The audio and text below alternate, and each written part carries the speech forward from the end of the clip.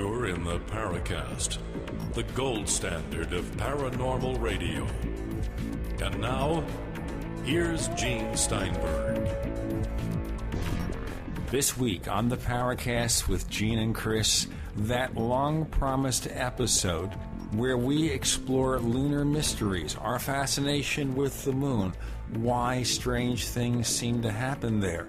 You know, what inspired all those novels and movies about trips to the moon and the strange things we see there.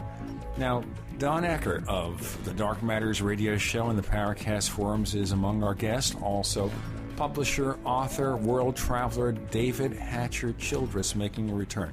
Don, let's start with you. What is there about the moon that fascinates us? Its nearness to us? What? Well, first off, Gene, it's really nice to be back with you and Chris and to reacquaint myself with David. Once again, we're going to hit on one of my favorite topics, which is the moon lunar transient phenomena, lunar mysteries. I guess, you know, there's nothing in the sky that's any more familiar to just about everybody on this planet than the moon. It's always been there. Every time we go outside in the evening and we look up, chances are we're going to see it. It's that familiar face. Humankind have used it for centuries to tell itself when to plant crops, when it's time to harvest crops. Men and women, lovers, have gone out, cavorted under the moon since time immemorial. I mean, it's just one of those things that we all take for granted. But here's the other thing. Back in 1961, when President John F. Kennedy pledged that America was not only going into space, that also by the end of that decade, we were going to not only land on the moon, the very genesis of our space effort. Not only were we going to land there, but we were going to return our astronauts back home safely. And during that decade, and all of you guys will remember this, during that decade, there were promises made. Promises from NASA, promises throughout the media. There were major motion pictures talking about the moon, like Arthur C. Clarke's 2001. We all thought we knew what was coming, which would be going to the moon, ultimately setting up lunar colonies, manufacturing in space things that we could not do successfully here in the 1G gravity of planet Earth. And, of course, that other thing, which was very seldom mentioned, but was there nonetheless, a military presence on the moon. Now, granted, we spent untold billions of dollars to get there. The Soviet Union at that time, in a neck-to-neck race with us, spent untold billions of rubles to get there. On July the 20th, 1969, a date that will forever live in my memory, we touched down, and we thought that was the beginning. But, unfortunately, it was not. We ended up going up there about 7 times, landed successfully only 6, and in December of 1972, also another date that will live in my memory, we returned from the moon for the very last time. Now, what was really surprising about that? Number one, there was never really any explanation from NASA on why we stopped going to the moon, other than, well, you know, the American public just doesn't seem to care much anymore. And, you know, they don't care. We're just going to kind of call it off. Even though we had already built additional Saturn rockets to go back up there, we had astronauts trained, we had all the equipment sitting on the launch pad ready to go. All they needed to do was light the candle. Never happened. Then the rumors started. Perhaps, just perhaps, we were warned off the moon. And I think that's a great place to stop right now, Gene. There's a movie coming out later this year called Apollo 18. And I guess this is a kind of a horror film in the tradition of Blair Witch Project, where it kind of has a semi-documentary feel, where they present a lunar landing where we are warned off by ET. Is that what it's about? Yeah, you see, this is one of the things that in all my years of lunar research, and I went back starting at the very beginning. In 1976, a tremendously powerful, important book was published that was almost gone as quickly as it hit the bookshelves, titled Somebody Else Was on the Moon by an author by the name of George Leonard. Now, Leonard was an American scientist, had friends and associates that were working within the Apollo program.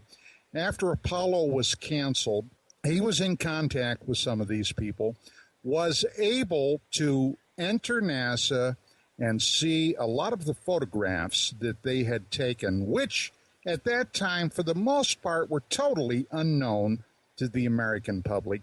Ended up writing this book, and in it, he also published a number of photographs that were breathtaking in what they showed, what they seemed to show, I guess I should say, and what the implications were if his interpretation of what he was seeing was correct. And that was, in essence, and let me just distill it for you, that there was, and perhaps still is, an extraterrestrial presence, particularly on the far side of the moon, the surface, the part of the moon that we never see, and that apparently this facility has been in operation a very long time. Now, over the years, there have been a lot of things that have eventually surfaced to suggest that perhaps there is something there. Now, of course, NASA has spent its career in denying reports like this, denying reports that we were, quote unquote, warned off the moon. But there have been tremendous questions that have been asked that have never been answered by anybody within NASA. And during that period of time, I have also collected quite a large library of photographs that most of the public are also not aware of that seem to show that there are mechanical devices up there, some gigantic in scope, that suggest that somebody has a presence that's been up there a long time. David Hatcher Childress, what attracted you as someone who has explored mysteries on the Earth to the prospects, the promise of what might be going on the moon? Well, yeah, I just like Don, he's older than me, but yeah, I remember watching the NASA Apollo missions and all that. And I remember, and I have the books. I knew George Leonard, who wrote Somebody Else Is on the Moon. And that book was followed by a couple of other books by a guy named, his name was Don Wilson. And he wrote two books that also appeared in the 70s called Our Mysterious Spaceship Moon. And then there was a sequel called Secrets of Our Spaceship Moon. And that book, unlike Leonard's book, which was a hardback and then it was a paperback, that did have some photos, as Don said, but and some drawings that Leonard had done. And it had maybe 10 photos in it or something. And Don Wilson's books had no photos in it at all, but it was much the same theory that the moon is occupied. It's actually some kind of artificial spaceship even. And that there, of course, are all these anomalies. There's pyramids on the moon. There are dome cities. There are these like moving rovers that are moving on the moon. Leonard believed that there were these what he called these X drones, these giant mining drones that were moving along on the moon. I mean, I'll tell you what, we'll get into the promise, possibly the threat of what's going on the moon with David Hatcher Childress and Don Ecker. I'm Gene Steinberg. The co-host is Chris O'Brien. You're in the Paracast.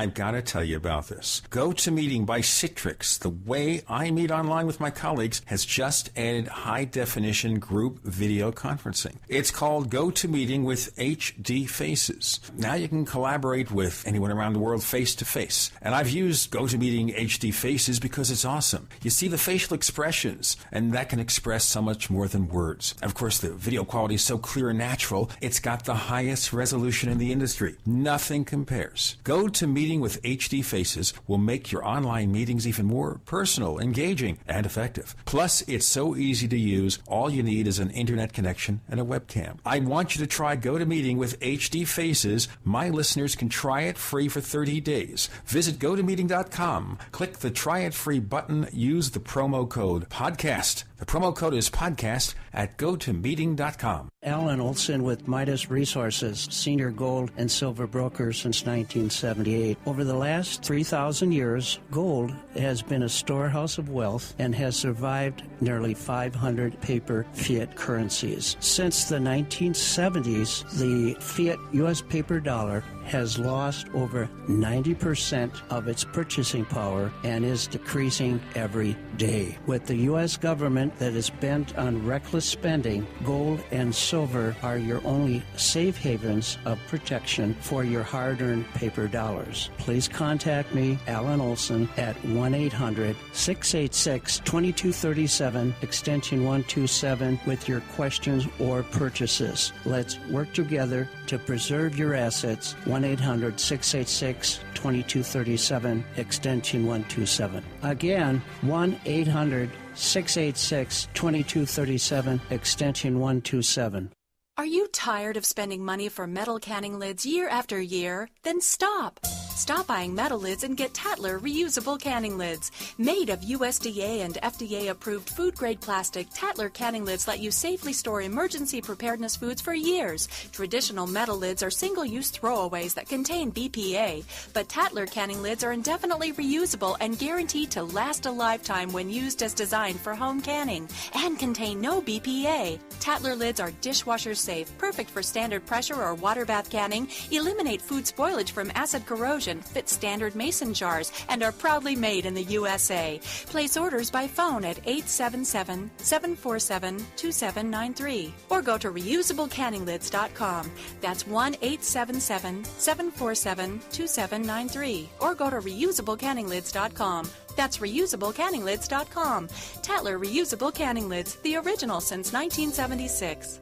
Did you know nuclear radiation is still spewing out of the melted down reactors in Fukushima, Japan, and making its way across the entire U.S. continent, contaminating the air, water, and food? Dangerously high levels of radiation are a reality here. As a result, radiation poisoning is a distinct possibility for anyone living in the U.S. unless you do something to protect yourself. How? With Liquid Zeolite from RestoreYourHealthNow.com. Without a doubt, Liquid Zeolite is by far the best product to remove radiation from your body. It safely removes toxins and heavy metals, boosts energy levels, and promotes a strong immune system. Liquid Zeolite is so powerful it was used to clean up contamination in Chernobyl, yet so gentle you won't even know you're taking it. Liquid Zeolite comes with a money-back guarantee, but is only available at RestoreYourHealthNow.com. Learn how to get free bottles of Liquid Zeolite by calling 800-880-9976. That's 800-880-9976. Or go to RestoreYourHealthNow.com. That's RestoreYourHealthNow.com.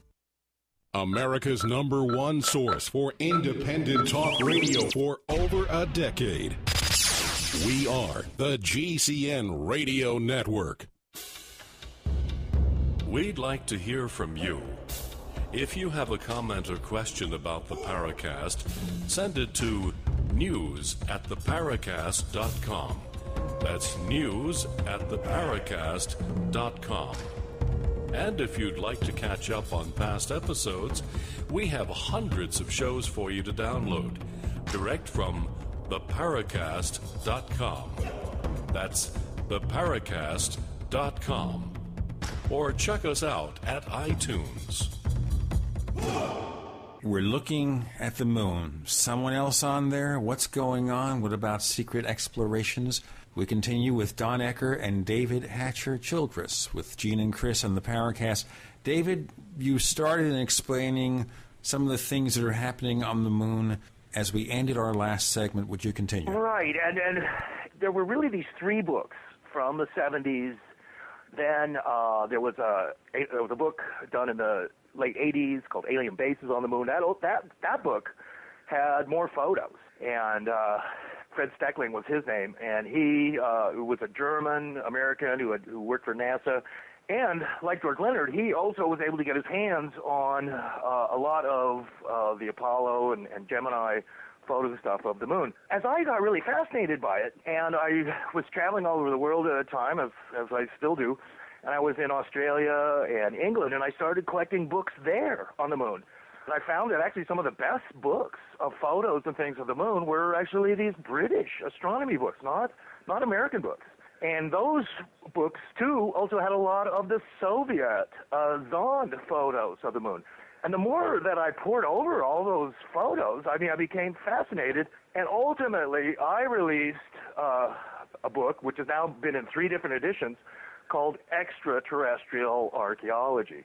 That book, I sought to put all this information from George Leonard's books and Don Wilson and Fred Steckling's and others, the Soviet photos, there's what's called the Blair cuspids on the moon, which are these obelisks there, and put them together in a large format book where people could really see these photos, black and white, in a large format and look at them themselves. And as I assembled that book, I became astonished myself at all of the anomalistic structures on the moon where you can clearly see these things are pyramids. There's the crater Aristillus on the moon. And in the middle of that crater, like 7 pyramids. And you see them clearly in the photos. Now, NASA would say, oh, yeah, well, they look like pyramids, but they're not really artificial pyramids or something. There just happen to be these mountains in the moon. But, yeah, they look like perfect pyramids. But then when you ask them, and it's more difficult for them to explain things that are moving on the moon and leaving tracks behind them. They're like those, like in Star Wars, those big vehicles that are moving around through these desert planets or something, and they're factories themselves that are moving around. And NASA took photographs of these things, and you can see the tracks that are made from them. NASA then also said, those are just rocks rolling around on the moon. And that earthquakes shake these big rocks off of hills and stuff, and then they roll down the hill and leave these tracks. But in one case, the tracks of this thing, this rock or machine that's actually moving on the moon, it actually comes up out of a crater and then goes down the other side. So how can it just be rolling around on the moon? It doesn't make sense. That's amazing. And David is absolutely correct about it. When I really became interested in questions about activity that was basically inexplicable on the moon, started back in the very early 1990s. Now, at that time, I was the director of research for UFO Magazine, and I had a radio program that aired once a week on CRN called UFOs Tonight. And during one of those broadcasts, as it turned out, one of my listeners got in touch with me, a fellow by the name of Jim Sylvan. And Jim had been studying questions about lunar phenomena, and as a matter of fact, lived out here on the West Coast and had started a side business where he was making some of these lunar photographs available to the public. And he had contacted me because he had heard one show where I had a guy on there, and we were discussing some of these lunar inexplicable events, and ended up sending me a package of photographs. Now, when I received those and I started going through those, some of those photographs, in fact, showed, for example, what David just mentioned about rolling objects on the surface of the moon. Now, that was one of the most, at that time, breathtaking photographs that I had seen. Now, I had seen a very small representation of this in Leonard's book. I had the paperback copy of the book. And for any of you guys that have seen that book, and you know that especially the paperback version was really not that great when it came to some of these photos. But having the actual photograph was something entirely different. So I got in touch with Jim and ended up inviting him to come on the program. And we did the first of several broadcasts on my show with Jim Sylvan, where we discussed some of this stuff. Now, at the time, Jim told me that he had been studying this at that time probably 10 or 12 years, and that he was fairly convinced that whatever was going on up there was certainly by no human agency. Now, I began to do some research on that. In 1990, I believe it was 95, I finally was able to secure a interview with a guy by the name of Vito Sicari, who was a petroleum engineer based down in Houston, Texas. He came on my program, and basically I had one of the most astounding broadcasts I think I ever had in my entire career. Now, what basically Sicari told me was that back in the late 1970s, actually about 1979, his company was working in connection with an American firm based down in Venezuela. And one of those engineers, for whatever reason, was coming up to the States, and his firm asked Vito if he would basically shepherd this guy around for several weeks, that he was going to be in town. And they had become friends over a period of time through their electronic communications back then. This guy's name was Lester Howes, and when Lester got up there, one of the first things he did after they actually met face-to-face for the first time was reach into his pocket, pull out a copy of Leonard's book. He handed it to Vito and said, "Do me a favor, go home tonight, read this, and then I want to talk to you about it tomorrow." So Sicari did. The next day when he came back to work and they met, he was kind of blown away by what he had read in Leonard's book, which discussed a lot of these anomalous events. So what Lester wanted to do on his time up there was to go over to NASA in Houston and basically see these photographs.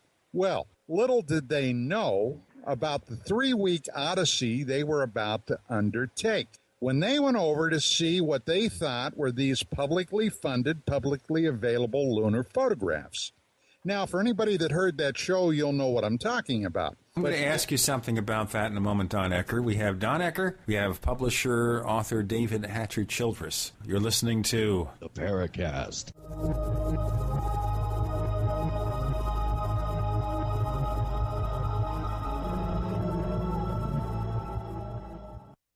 Neighbors, do you need to bring the final touches to your latest podcasts? Clean up the soundtrack of that holiday video. Mix together a few takes from your last jamming session. Process the audio files of the video game you're creating to sound just right. Well, look no further. Whatever audio-related task you're looking to perform, Amadeus Pro is the tool for you. It's the Swiss Army knife of sound editing. Go to hairsoft.com. H-A-I-R-E-R soft.com. So here's what happened. I was placing an order online. The site went down. It just stopped responding. It took hours before it returned, but I had already placed the order with another company. If your site goes down, you could lose business. And if you have a business or personal site, you'll want to know it's easy to run and it will stay online. At iWeb, your site is hosted on one of the most reliable networks in the world. Check it out. iWeb.com. That's iWeb.com. Ready to save? Then you're ready for the Super Summer Sale at Herbal Healer Academy. Herbal Healer has been the leader in quality natural supplements for 23 years. Log on to herbalhealer.com and take advantage of Herbal Healer Academy's incredible savings on 500 parts per million colloidal silver, the best pharmaceutical grade available, and all sizes on sale. Super Male Plex with Uhimbi and Super Femplex for summer toning. Buy glucosamine chondroitin 60 caps, summer sale priced at only $12. Colon Enhancer 250 caps, summer sale priced at just $18. And if your brain's a little foggy, we have a great supplement on sale called Memory Power. Log on and hit the postcard specials link for more super summer savings at herbalhealer.com. As always, new customers get a free catalog with first order. Herbal Healer Academy, healing the world with nature, one person at a time.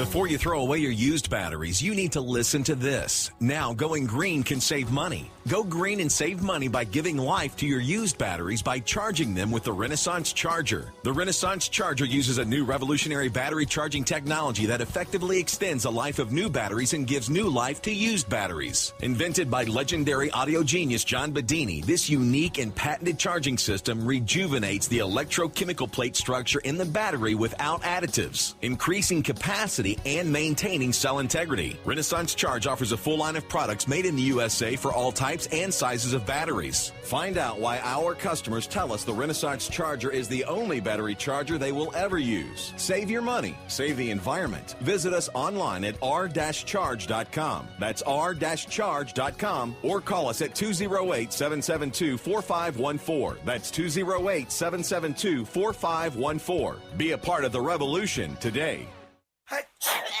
Fight back this cold and flu season with the world's best garlic extract, Ali C. Why Ali C? Because it helps your body fight viruses, bacteria, and fungi. Ali C has been scientifically proven in double-blind studies using low doses to greatly reduce the number, severity, and duration of common colds. Ali C contains 300 milligrams of stabilized allicin, the active ingredient in crushed garlic. Studies show Ali C is effective against MRSA, bacterial, fungal, and viral infections. One tablet of Ali C has the equivalent of 40 cloves of garlic.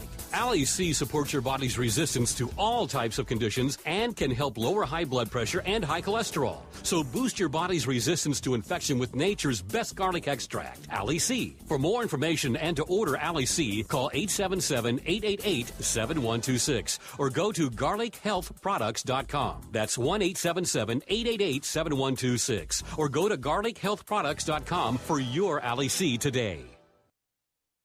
Are you tired of searching for great talk radio? Something more important. Search no more. We are the GCN Radio Network.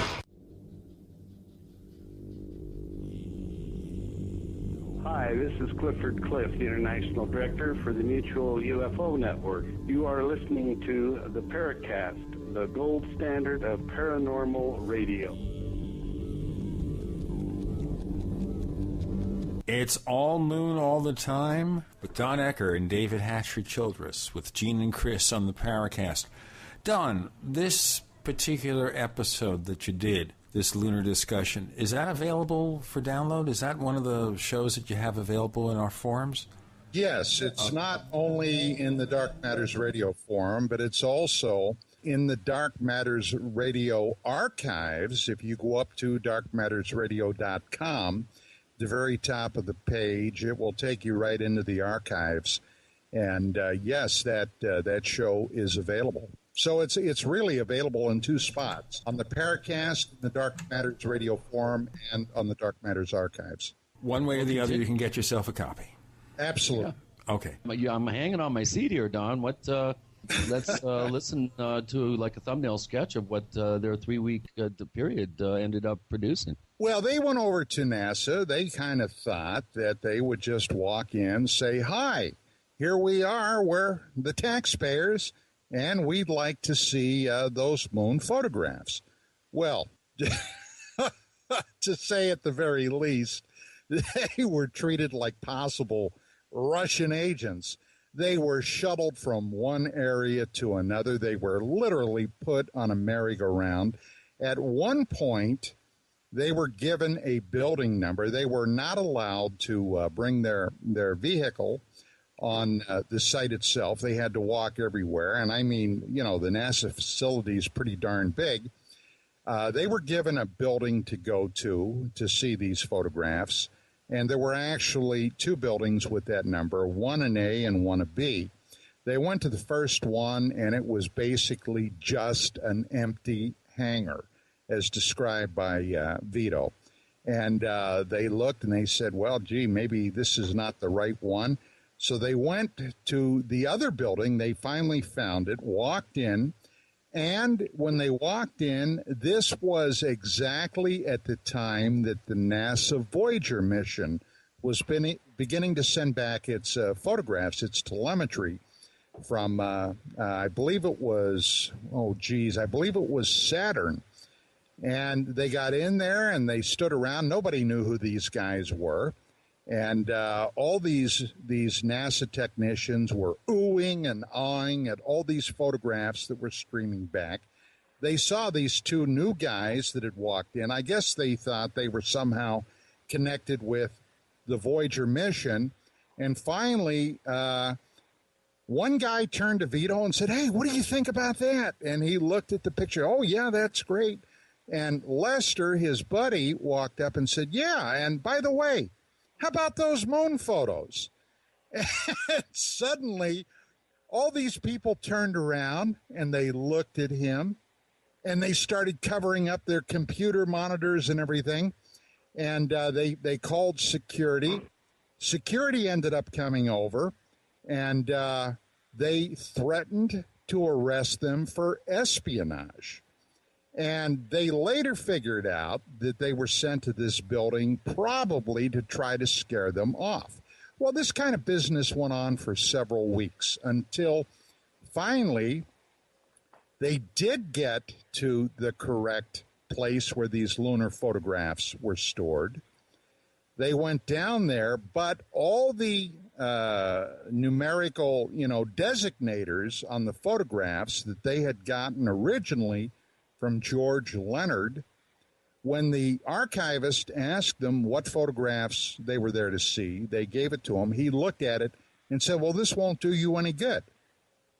And they said, "Well, why not?" Because these are the numbers that Leonard used back in the D.C. area. Well, as it turned out, NASA had 4 geographically different archives for these lunar photographs. Each archive had a different designator for these photographs. That would be like going to a different public library than the one you're used to, and they had a different Dewey Decimal System. Is that a way then to kind of hide the information so it's not readily obvious that it's there? I would think that, yeah, it is. When they started to kick up a fuss about this, they ended up having to fill out some forms. And no, really. Sure. I mean, I'm just thinking typical government behavior. Fill out a form for this. Well, they wanted to know things like, were you or anybody in your family ever a member of the Communist Party? I mean, that kind of stuff. Sure. Just absolutely ludicrous stuff. And they filled all these out. They had to be sent back to wherever. These guys were checked out. Finally, they were given the right designators to see these photographs. Now, this is after 3 weeks of going through literally hell to see these public NASA moon photos. The payoff was when they were finally allowed to see them, and they told them which, and it was a series of 40 photographs, the same photographs that Leonard had mentioned in his book. What they ended up seeing, it turned out to be several thousand photographs, because whenever the cameras would see something of interest, they would start to shoot photos of it. But then it would zoom in and shoot more photos, and then zoom in and shoot more photos. Now, this is something a lot of people were not aware of, but they had basically some extreme close-ups, stuff that has never been made available to the American public. And these photographs, now, of course, by this time, my bottom line was, okay, Vito, what did you guys see? I mean, this is a hell of a story. It's really fascinating. It's even been funny. But what's the bottom line? He said, Don, we saw construction. He said, we saw what looked like massive pipes, the things that Leonard referred to as X-drones. We saw those. And I said, okay, let me ask you this. Did you see anything that could faintly even be described as an unidentified flying object, a UFO, what you thought might have been some type of extraterrestrial craft? And he said, yes. So what's the bottom line, Vito? He said there was a presence up there. He said, and I think not only is that the reason they were so adamant about people not seeing this stuff, but the majority of photographs that have been released over the years have been incredibly low resolution. So, to prove that very point was that Lester his friend wanted to know if any of these photographs could be purchased by the public. And they said yes. So Vito's company ended up springing for him to buy some of these photographs. And it took a number of weeks for them to be made ready. And when they were ready and they were received, they were all incredibly low resolution photographs with a lot of the detail muddied out. Now, for anybody that's ever looked at a lot of lunar photographs, you'll know exactly what I'm talking about when I say they were muddied out. Now, one of the things that I hope we get a chance to discuss later in the program is the fact that many years later, in 1994, in fact, we did go back to the moon, but not NASA. The Ballistic Missile Defense Organization, or Department of Defense, in connection with NASA, went back to the moon with the Clementine Project, and that in itself is a hell of a story. I can see where it is. We're going to look also at the questions pro and con about the photographs, about the evidence, and what the heck is going on with our space program. Why have we cut back if there's any evidence of activity on the moon from them? We have Don Ecker. He hosted the Dark Matters radio show. We still do, Gene. Is it back on yet, or? Well, it's running every night. I have not yet released any new shows in a while. Okay. But yes, it's running Monday through Friday on Cyberstation USA. Very good. We have David Hatcher, Childress, author and publisher. I'm Gene Steinberg. The co-host is Chris O'Brien. You're in the Paracast.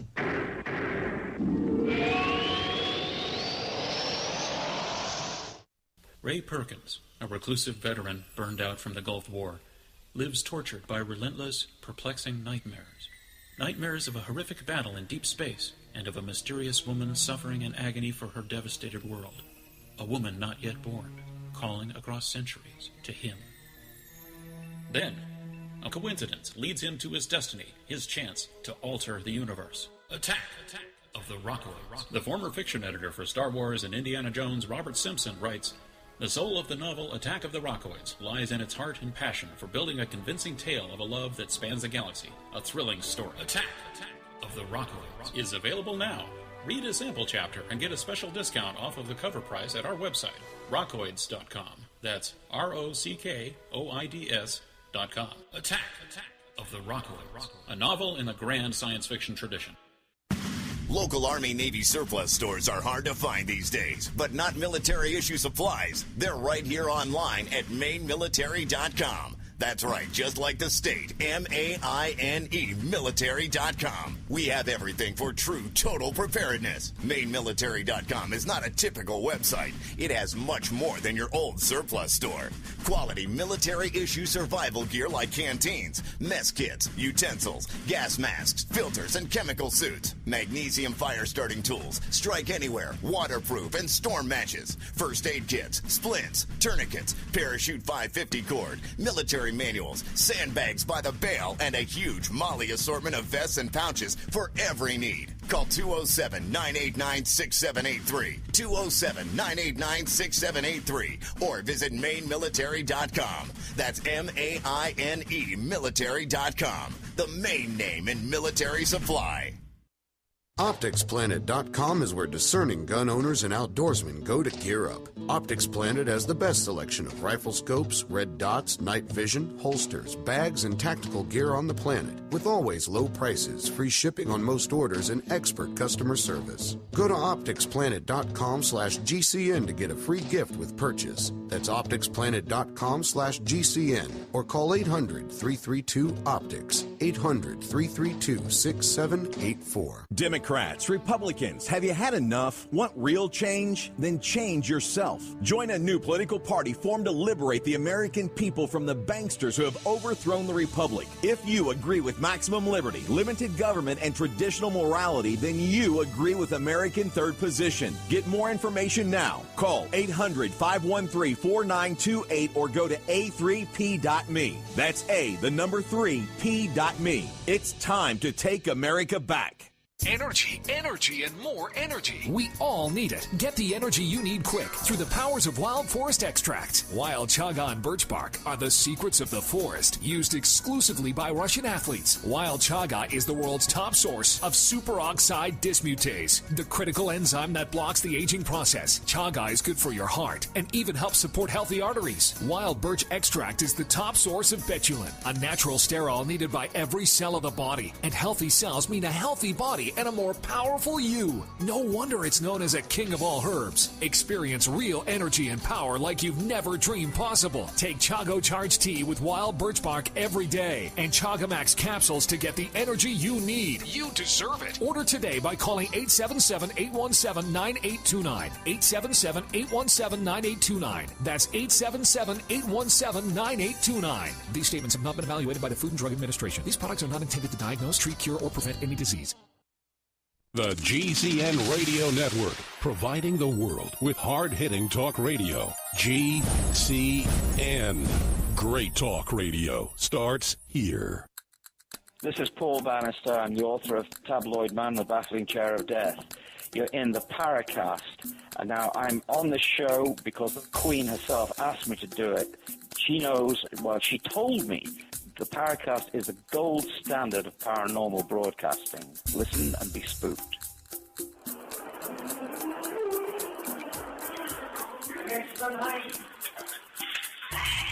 I guess Chris and I can be flies on the wall here, right? Yeah.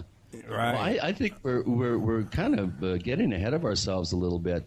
Don made a very interesting post a couple of days ago on the forum that is just a fascinating list of transient lunar phenomenon. David, you're pretty up to speed on the history of anomalies on the moon ever since the development and invention of the telescope. Pretty much strange things have been seen, flashes of light, objects seeming to transit across the face of the moon. You want to talk about some of the histories that we have of these strange sights that are seen by astronomers? Well, sure. Early astronomers, once they developed telescopes and things, even before that, they were seeing all kinds of stuff on the moon. They thought they saw cities. They thought they saw structures on the moon. There's what they called the crater Gassendi. They also started seeing light on the moon. People started drawing various things. The crater Darwin was thought to be changing all the time, like somebody was digging it out and stuff like that. Early on, they pinpointed several places on the moon, on the face that we can see, and certain craters like Gassendi were particularly known for having this transient lunar light phenomenon moving across it, and people were constantly seeing these lights. And so even before we went to the moon, astronomers were watching particularly certain craters and things. And in fact, allegedly, the Apollo missions targeted many of the places where we had been seeing this transient lunar light phenomenon moving around.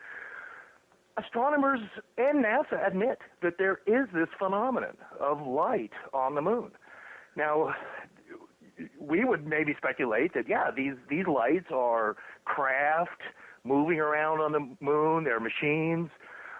If the moon is occupied, as I suggest in my book, Extraterrestrial Archaeology, the moon has space bases on it. There's underground bases. When you watch the movie 2001, one of the things that happens there is when they do go to the moon in that movie, everything's underground, and which is exactly how it would be on the moon. So if there are cities and bases and hangars, shall we say, on the moon and stuff, there would be underground. But even it's been said that the Apollo astronauts had seen things like spaceships lined up on a crater. In theory, that there are cliffs on the moon where there's deep shadow, and they can't really find the end of these giant caverns, in a sense. There's a crater also on the moon, and George Leonard talked about this in his book. Like Don, I also wrote to NASA, and I had certain numbers of photos to get, and I was able to get these glossy photos from NASA. One is of this one crater that's a bottomless crater, and it seems to have this like giant, like huge structure type ladder going down in it. Leonard believed that, and so did Don Wilson of Our Mysterious Spaceship Moon, and I discuss this in several chapters in my book, Extraterrestrial Archaeology, that the moon may be hollow, and that the moon itself, particularly what Don Wilson was saying in his books, Our Mysterious Spaceship Moon and stuff, was that the moon was some artificial satellite, like the Death Star in the Star Wars movies. It was a construct. NASA early on said that, the moon isn't really from the Earth. It's not torn from the Earth at the Pacific Ocean or something like that. They said that the moon was older than the Earth, and it has all these rare metals and stuff in the moon. And that's why it would be mined. You had mining drones, and you could go around the moon just scooping up moon dirt and getting super valuable aerospace type metals too, titanium and chromium and stuff like that. So you have this idea that you can go inside the moon, and that the moon itself is not even from our solar system. It's like a giant Death Star that's been brought into orbit around our planet, and it's a special orbit. It's said that by biologists and whatnot, that life on our planet couldn't exist without the moon. Because of the moon's tidal forces and gravitation, it creates a certain oscillation on the Earth, moving tides, and it's a force that like moves the oceans around and stuff like that. And biologists have said without that, life as we know it wouldn't have evolved on this planet. So here you have the idea that not only is the moon occupied and some kind of space base, and it's the ideal space base to observe our planet, that's for sure. And if whoever could control the moon, like Don was saying earlier about like military missions to the moon, setting up some military bases there, yeah, you could control our planet from the moon.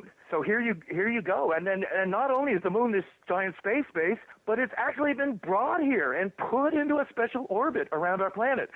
And you know what? Many of the other moons in our solar system may be like that too. They may be artificial and have been put into orbit where they are. It's thought that the moons of Mars are like that as well. David, let me throw in a quick question here to amplify that. You're suggesting then that moons are not formed through a natural process? They must be artificial, or is this a mixture that maybe we have an artificial moon, maybe Mars does, but Jupiter, Saturn, with all those moons? Well, right. I think it would be a mixture. From what I'm getting, and Richard Hoagland and some of these other sites have some really interesting stuff about Ganymede and some of these other moons around Jupiter and Saturn and stuff, and they're pretty interesting. They have weird seams on them. Some of them also look artificial.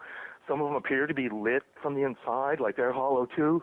I mean, it's certainly totally possible as far as I'm concerned that some moons are natural, but at the same time, yeah, I can certainly believe, in a sense, and I'm looking at the evidence, that, yes, some moons are artificial, and that includes our moon. I seem to remember, you talk about the moon possibly being hollow. I seem to remember reading a report of some sort of seismic instrumentation that was on the moon, and a fairly sizable meteorite hit the moon, and I just can't help but remember the quote that the moon rang like a bell for 3 days. Well, actually, that happened in lieu of one of the Apollo missions up there, Chris. They had set up seismic detectors on the surface of the moon. Then one of the booster rockets was sent on a trajectory to hit the moon. And you're right, Don. That's what happened, right? Right, they crashed it into the moon. And they said that it rang like a bell literally for hours. So, yeah, that would seem to suggest, if not hollow, that there is a very large hollow cavity within the moon. Yeah, the moon, in my book, Extraterrestrial Archaeology, I have a whole chapter on that, including geology of the moon, and that they found, NASA said anyway, and produced some diagrams that, yeah, the core of the moon was off center. They weren't saying it was hollow, though, but that, yeah, there was anomalies in the interior of the moon. And then, of course, this thing about the moon vibrating and ringing like a bell. There's a really curious internet video, and it's what Dawn was talking about before, where, yeah, you go to NASA and you want to get a bunch of photos, and that's something that Americans generally realize, that NASA is a public space program. Everything NASA does should be publicly owned. Every photo they take is public domain. Citizens have a right to have film footage and photos of that. You have to pay for some kind of duplication, or having some photos sent to you. It does cost a little bit of money. I had to pay for these photos that NASA sent me. But, yeah, they're free to use. What NASA does is for the public. But yet, they're very... supposedly, everything they do is overt. They're telling us, they're very transparent. This is what we do. This is where we're going. This is what we found. But, yeah, the more you look into NASA, and you find that, no, they're very secretive. And they're not transparent. They're not actually, freely giving you the information and photos. You can kind of pry it out of them eventually. If you're clever enough or persistent, you'll get this stuff. See, there's also, and a lot of people don't realize this too, there is another space program in the United States, and it's a military one. And it's not NASA. They have their own rockets. And we'll have to get into the military space program that we don't talk about quite as much, and a lot more coming up. We have David Hatcher Childress, author and publisher. Adventures Unlimited Press is the outfit that he runs. We have Don Ecker of the Dark Matters radio show. I'm Gene Steinberg. The co-host is Chris O'Brien. You're in the Paracast.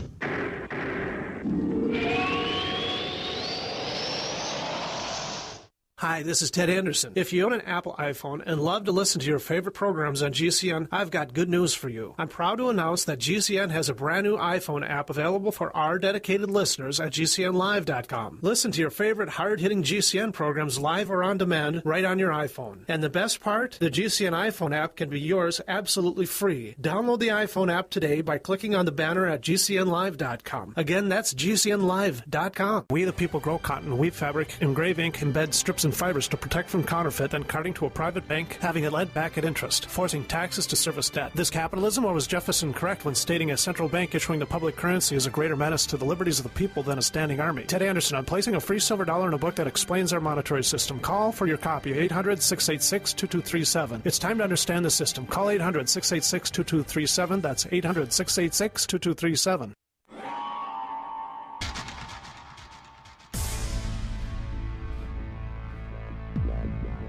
Welcome back to the Paracast, the gold standard of paranormal radio.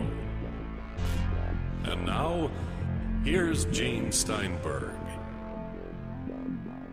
As we continue with our exploration of lunar anomalies with David Hatcher Childress and Don Ecker, with Gene and Chris in the Paracast. Now, Don, let me ask you a question here. In the previous... Well, there are a couple of things before you ask me a question I want to point out. Okay, sure. Number one, earlier Chris had mentioned a list of lunar events that I had placed up on the Paracast.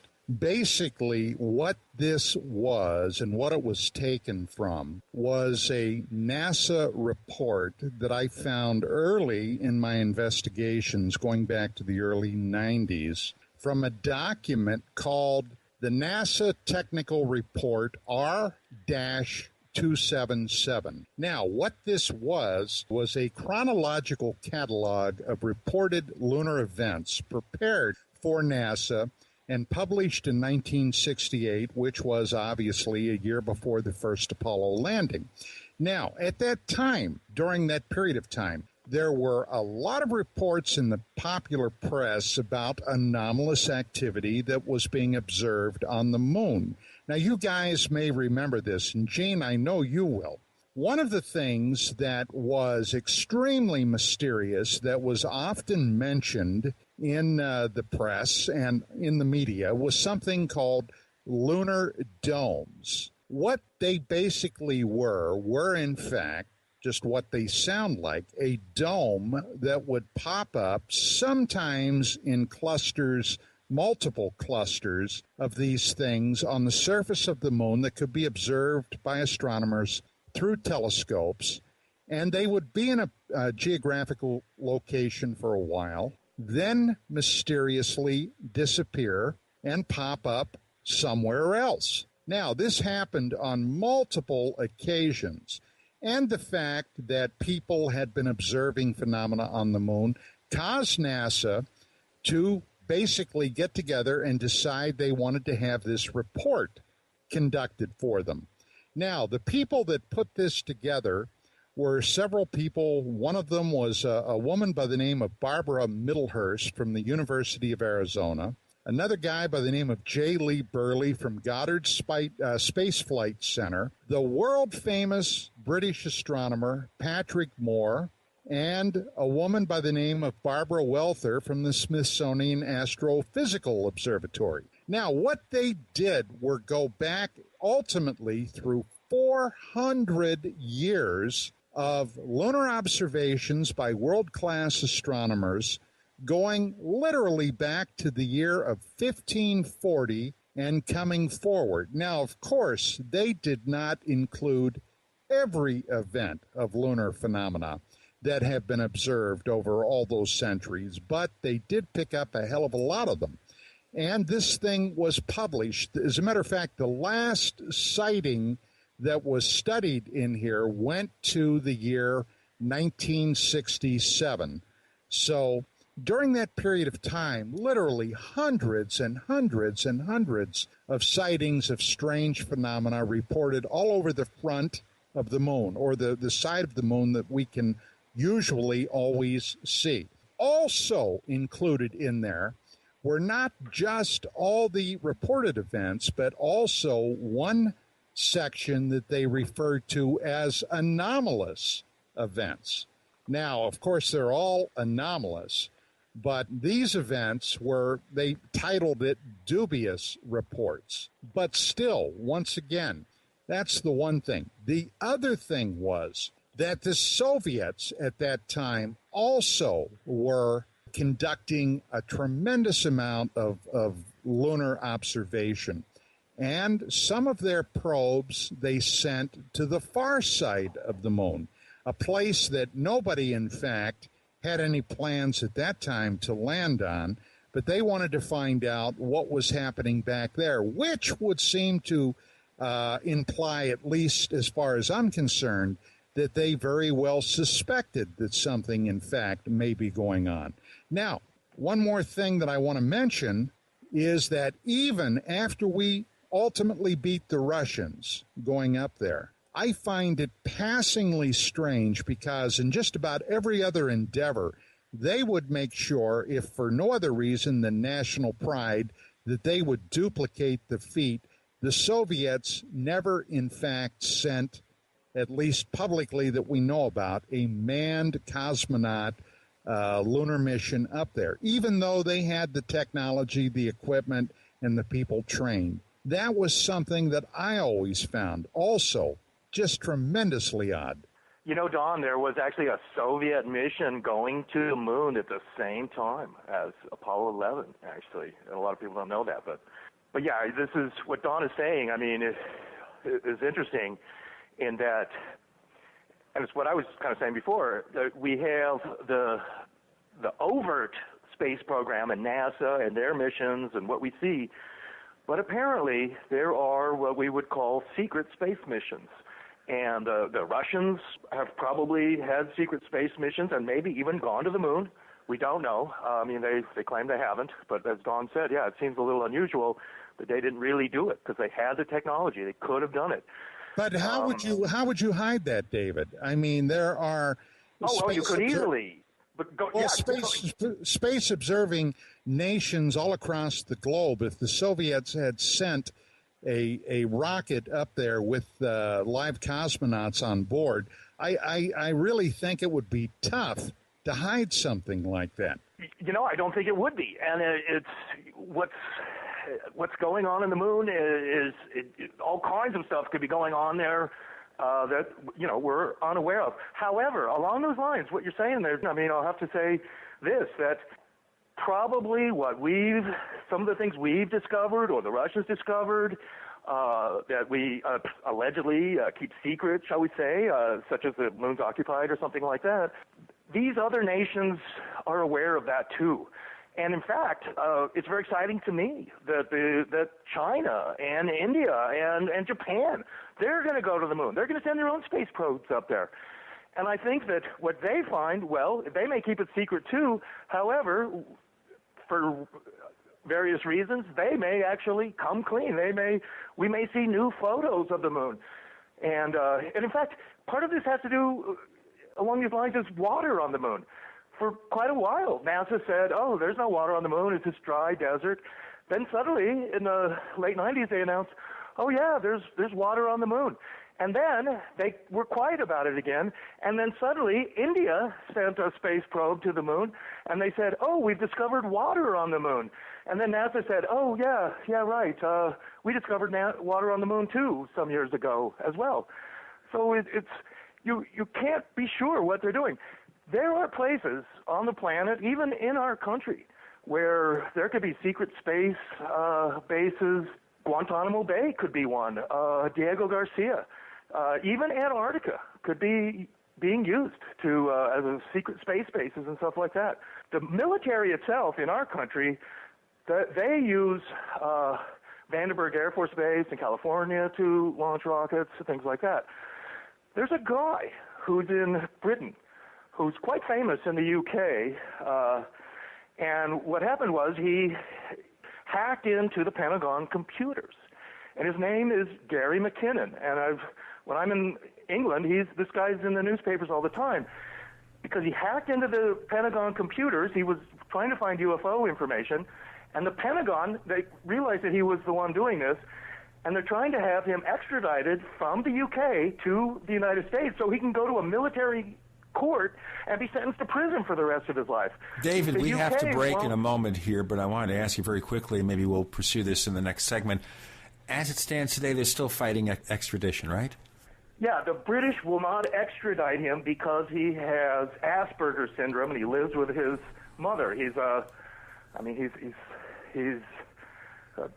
guy who's kind of an idiot savant or something. He's a computer genius. It's kind of like on let's not autism. Forget he also has admitted publicly to smoking a hell of a lot of weed.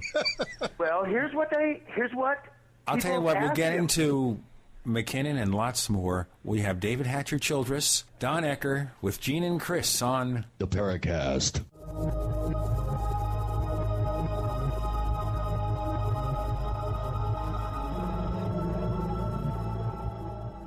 Have you been sitting on a few great domain name ideas but haven't locked them in for yourself? Good. Now you can buy them through the #1 domain name registrar, Namecheap.com, as voted by the top tech blog Lifehacker. Just like the name says, you can buy domains cheap, as low as $2.99, and every new domain comes with WhoisGuard, our special privacy service, free for the first year. Now that you know, it's time to grab those domain names before someone else does. Namecheap.com. Go now. Namecheap.com. Fate magazine provides true reports of the strange and unknown. Keep up with the latest on angels and miracles, psychic phenomena, ghosts, UFOs, life after death, and much, much more. To receive your free issue of Fate magazine, call now at 1-800-728-2730 or visit their website at www.fatemag.com. That's 1-800-728-2730. What are you waiting for?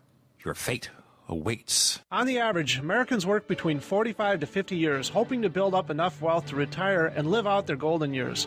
Unfortunately, with taxation, the rising cost of food, energy, housing, and medical, many retirees are forced to live below the poverty line. Is this a flaw free enterprise, or is our monetary unit we call the Federal Reserve Note forcing us into perpetual debt, ensuring inflation and higher taxes? These questions and more can be answered by reading G. Edward Griffin's book, The Creature from Jekyll Island. Congressman Ron Paul states it's what every American needs to know about central bank power. A gripping adventure into the secret world of international banking cartel. Hi, this is Ted Anderson. I will give a silver dollar from the early 1900s to anyone who purchases this book. Call 1-800-686-2237 and order a copy today. It's critical that the public be made aware of the system. Call and order your copy today at 1-800-686-2237. That's 1-800-686-2237. The American people think they live in a constitutional republic, land of the free, home of the brave. Right. Just try those lines on the judge when you get a ticket or have to deal with a big bad IRS. Instead, use escapeharassment.com. Since 1972, our volunteer group of researchers and educators have successfully taught how to escape tickets by law, and it works. Escape Harassment has 3 different steps to follow, depending on where you are in the ticket process. Learn how to escape tickets, IRS, or court proceedings before you go to court. For free, 3-minute pre-recorded information and FAQs, call this toll-free number, 1-877-457-9009. That's 877-457-9009. Or go to escapeharassment.com and see our money-back guarantee. That's escapeharassment.com. Remember, escape harassment works. The food storage industry leader has done it again. Introducing FDG Clubs and Survival Bucks from the Freeze Dry Guy. For over 39 years, the Freeze Dry Guy has served various government agencies and the private sector with the finest in storable foods and emergency rations. If you've wanted to build emergency food supplies but couldn't afford it, now you can. Go to freezedryguy.com, click on products, and look for the Freeze Dry Guy Clubs to pay as you go. Now you can build food storage without going into debt. Choose from a payment range of $95 to $450 per month. Our clubs work with everyone's budget. Plus, when you join Freeze Dry Guy Clubs, you'll get additional rewards. For example, this month, get 10% back in Survival Bucks on all purchases in the Freeze Dry Guy product line, plus free shipping within the lower 48 states on any order amount. Hurry, go to freezedryguy.com or call 866-404-3663. That's freezedryguy.com or call 866-404-3663. The Freeze Dry Guy, the best you can buy. America's #1 source for independent talk radio for over a decade. We are the GCN Radio Network. We'd like to hear from you. If you have a comment or question about the Paracast, send it to news@theparacast.com. That's news@theparacast.com. And if you'd like to catch up on past episodes, we have hundreds of shows for you to download direct from theparacast.com. That's theparacast.com. Or check us out at iTunes. We have David Hatcher Childress and Don Ecker with Gene and Chris on the Paracast. We were talking about this man from Great Britain who hacked the computers in the U.S. Pentagon computers, right. Sure, hacks the Pentagon computers. Yeah, with a dial-up modem, I love that. And here's what people asked him. What did he find? He was trying to find UFO information. The main thing that he has ever said that he discovered on the Pentagon computers was a list of Navy officers who were off the planet. And there was 100 officers who were in this list. This is what he said. And they're not on planet Earth. They're somewhere in space. They're either in a space station, or they're in some vehicle orbiting the Earth, or they're on the moon, or something like that. That's what he alleged. And this is what, and the Pentagon is they want him to go to prison for the rest of his life for hacking into their computers. He's still living with his mom in some rural England or something, and this has been going on for years. But anyway, so what he came up with was what we're talking about, that there's a secret space program. And they have craft, they have officers, they launch vehicles, they launch satellites, they may have special orbiting vehicles that they don't talk about. They're occupied by Navy officers. I mean, we don't know. This is the secret space program. The military does all kinds of stuff like that. They have all kinds of black programs. They have, like at Area 51, they're making special kind of craft. And in fact, that's one of the problems that people have often said, like Bill Casing about the Apollo missions, was he worked for Rocketdyne. He was a rocket scientist. And, you know, he maintained in his books and videos and whatnot that the Apollo missions just didn't happen the way they said. He's looking for problems in their whole scenario of like, yeah, we're gonna go to the moon, we're gonna go past the Van Allen belt, we're gonna land a rocket on the moon, and then we're gonna take off again. Bill Casing, you know, made a point that, yeah, there's something wrong here with what they're saying.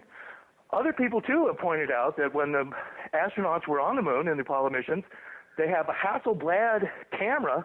They only took about 100 photos with their Hasselblad. They couldn't even look through the lens. I mean, it was just a camera on their chest. They went around just clicking. They couldn't even look at a light meter or anything like that. And yet they took basically 100 perfect photos on the moon.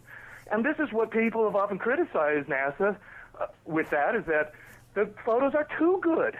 They didn't take any bad photos on the moon. How could they do that? And that's why there's... Let me ask you, David, you just raised another specter here. Okay, so if we didn't take them the way they were presented, because they're wearing the spacesuits, it's hard to use a traditional camera. How were they taken? Did someone else take them? Well, what people like Bill Casing or the British authors who wrote a book called Dark Moon, we sell that on our website. What they're maintaining there is that much of the photos were pre-shot. They were taken before they went to the moon, and that the astronauts were basically practicing in a sense. And in some ways, the astronauts wouldn't have necessarily even known that the photos were being faked. They've shown, and in fact, it was in a Popular Science magazine back in the 80s, that the Soviets had faked certain space photos. They more or less proved it, in the magazine as best they could. So here was the allegation that, yes, certain Soviet space photos were fake. But could the Americans, be doing that too? It doesn't mean we didn't go to the moon, that they faked those photos. We may well have gone to the moon, and they have their other photos. But those photos, in that theory, they're done in Nevada or something like that. And in fact, if you watch the James Bond movie, Diamonds Are Forever, that movie is largely about Area 51. And in that movie, there's a scene where at Area 51, they're faking the moon missions. James Bond gets into Area 51 outside of Las Vegas. That's what the movie's all about. It's Sean Connery is James Bond. Suddenly they realize he's in this facility. He's gotten in. And in fact, there's all these Germans working in there with their German accents and stuff like that. They suddenly realize, oh, James Bond is in here. They sound the alarm. James Bond has to escape. He suddenly walks through a door, and he's on the moon. And they're filming it. They're faking the moon missions. It's a whole moon set. The lunar rover's right there. One of the Apollo astronauts is lumbering around in his spacesuit, picking up moon rocks. And they're faking the moon missions. But James Bond is walking on the moon. And then they're like, hey, who's that guy? Get him. And then he jumps into the lunar rover. They're on their fake set, crashes through the set, and there's a chase in the desert. I mean, so even though that's a fictional film, and that all happens pretty fast, but and that's a 1972 movie, by the way. So they're saying, essentially, yeah, don't believe everything that Nancy tells you. They're saying they faked it. It's been alleged that Stanley Kubrick, also who did 2001: A Space Odyssey, that part of that was that he also worked for NASA, and that one of his jobs was helping them create fake moon footage. Now, again, I'm not saying we didn't go to the moon. And the authors like Dark Moon, the British authors there, David Percy and Mary Bennett, they also go to great lengths in their book to say, look, we think that the Americans have been to the moon, but these aren't photos of it. And that also comes to the thing of how you would go to the moon. When you listen to NASA and watch CNN and all their scientists, you'd think that the only way to go into outer space is to light a giant firecracker under your butt and go into space like Wile E. Coyote or something. And certain people would say, yeah, and of course, aliens have to come here in rockets too, right? You know, as anyone who's in the UFO field would know that the part of the enigma of UFOs, whether they're flying discs or cigar-shaped craft or flying triangles or flying diamonds or whatever they are, they're not rockets. They're not jets. They're some kind of electric craft. I mean, they have anti-gravity or whatever that's propelling them. And it's quite possible that NASA, despite the fact that they show us rockets and stuff all the time, that they have craft like that too. And they keep it secret. If they did have craft like that, you would think they could take the craft to the moon and back. And they don't even have to splash down or launch a rocket. I mean, it's all electric. What would be the purpose, David, of keeping that technology secret? Why would they go to such great lengths and expense to use the conventional, liquid fuel rockets and solid propellant rockets as opposed to utilizing such, amazing technology? Why would they do that? Well, it's a military secret. Much of the technology we have today, particularly aerospace technology, comes from the military, and it's developed during wars or after wars. It's all part of the military's budget. These things are secret. If it's kind of a technology that they want to keep a secret. In World War II, there were not helicopters. Helicopters came out in the early 50s. I'll tell you what, we'll get into helicopters, black and otherwise, and our inventions in our next segment. We have David Hatcher Childress and Don Ecker with Gene and Chris on the Paracast.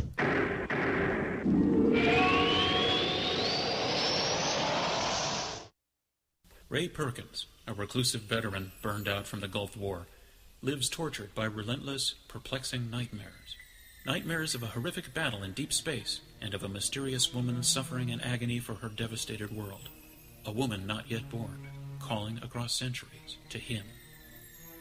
Then, a coincidence leads him to his destiny, his chance to alter the universe. Attack of the Rockoids. The former fiction editor for Star Wars and Indiana Jones, Robert Simpson, writes, "The soul of the novel Attack of the Rockoids lies in its heart and passion for building a convincing tale of a love that spans the galaxy. A thrilling story. Attack of the Rockoids is available now. Read a sample chapter and get a special discount off of the cover price at our website, rockoids.com. That's ROCKOIDS.com. Attack of the Rockoids, a novel in the grand science fiction tradition. Attention gardeners, this is an urgent GCN self-reliance update. GCN has just discovered a new bioactive superfood for garden plants, flowers, and herbs. It's called ProtoGrow, and it's so effective at producing rapid plant growth that it seems to almost force plants to grow like crazy under practically any soil and light conditions. Now, here's the best part for our listeners who garden for self-reliance. ProtoGrow's unique blend of sea nutrients maximizes mineral uptake and dramatically increases bloom set, creating maximum plant growth in minimum time. ProtoGrow works by providing geometric keys which have the capacity to actually unlock the genetic code for nutritional uptake in plants. ProtoGrow's full-spectrum plant fertility means fruits and vegetables with extraordinary taste and up to 10 times the nutritional value. And if you want to double or triple the potency of herbs or wheatgrass, you can. If you want to grow nutritionalized superfoods with non-hybrids, it's now easy. GCN listeners who want to grow dirt-cheap superfoods should visit the ProtoGrow website at growlikecrazy.com. That's www.growlikecrazy.com or call 877-327-0365. That's 877-327-0365. Big Berkey water filters are in high demand. Storable foods are also in high demand. BigBerkeyWaterFilters.com has always kept our focus on the Berkey water filter products, but increasingly, our customers have been asking for storable foods. After months of research, BigBerkeyWaterFilters.com now offers great-tasting, long-lasting, storable foods. These ready-to-eat meals are packed in airtight nitrogen pouches. All you do is just add water, and because they're sealed so well, they come with a 25-year shelf life. Combine our Berkey water filters, which are powerful enough to purify treated, untreated, or even stagnant pond water with our storable foods, and you have a winning combination. Remember, we offer free shipping on every order over $50, and GCN listeners receive 5% off all ceramic filter systems. Visit BigBerkeyWaterFilters.com or call 877-99-BERKEY. That's BigBerkeyWaterFilters.com or call 877-99-BERKEY today.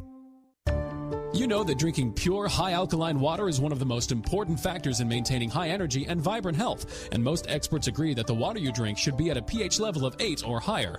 AlkaVision Plasma pH Drops, available only at alkavision.com, combine a unique formula of most alkaline minerals available. AlkaVision Plasma pH Drops alkalize your water, ridding the body of harmful toxins and acid, helping you to regain your energy and health. Alkalizing your water by simply adding 10 drops of AlkaVision Plasma pH Drops helps the body to rid itself of acidic waste, increases oxygen, and raises the pH of your body to optimal levels. And bacteria and viruses cannot survive in an alkaline high pH environment. Order your bottle of AlkaVision Plasma pH Drops for only $29.95 at alkavision.com. That's ALKA Vision.com, or call 269-409-1776. 269-409-1776. Alkalize your body. Supercharge your health at alkavision.com. Are you tired of searching for great talk radio? Something more important. Search no more. We are the GCN Radio Network. Hello, this is John Burroughs, one of the witnesses to the Rendlesham UFO incident. You're listening to the Paracast, the gold standard of paranormal radio. This week, the allotment of guests to cover lunar mysteries and lots more secret inventions, presence of ET. What's going on the moon? Is there a secret project sending craft back and forth? With David Hatcher Childress, author and publisher. Of course, he has Adventures Unlimited Press. And Don Ecker of the Doc Matters radio show, and also he participates in the Paracast forums with Gene and Chris. David, you were discussing the invention of helicopters in the early 50s. How does this relate to everything? During World War II, I mean, they were starting to develop helicopters, and they kept it a secret. And if you watch the movie, the Clint Eastwood, Richard Burton movie, where Eagles Dare, where they go to this Nazi compound during World War II, in that movie, there's a helicopter, and it's the new secret weapon of the Nazis. And that's one of the scenes in that movie. Now, after World War II, and now we all know what a helicopter is. We see them all the time. Even though certain helicopter technology is a secret. It's a military secret. This whole thing in Pakistan now, just in the news recently, of how the Pakistani military allowed Chinese military scientists and stuff like that to look at the tail of this helicopter that they blew up in Pakistan when they raided bin Laden's compound and all that. And that's a big deal, this special stealth technology that has to do with that helicopter. And that's just a helicopter, okay? The reason that they would keep a lot of this technology secret is varied. One is, I mean, the military keeps secrets, particularly technology. They don't want other countries and even the American public to know all the technology they have, all the capabilities they have, even what kind of spacecraft, shall we say, that they might have, technology to use it. It's a whole game that they're playing, and they're playing it on the whole world. Plus, the whole world's economy right now is based on oil. Oil and all the derivatives of oil. I mean, that is what the world economy is. They keep talking about Texas now.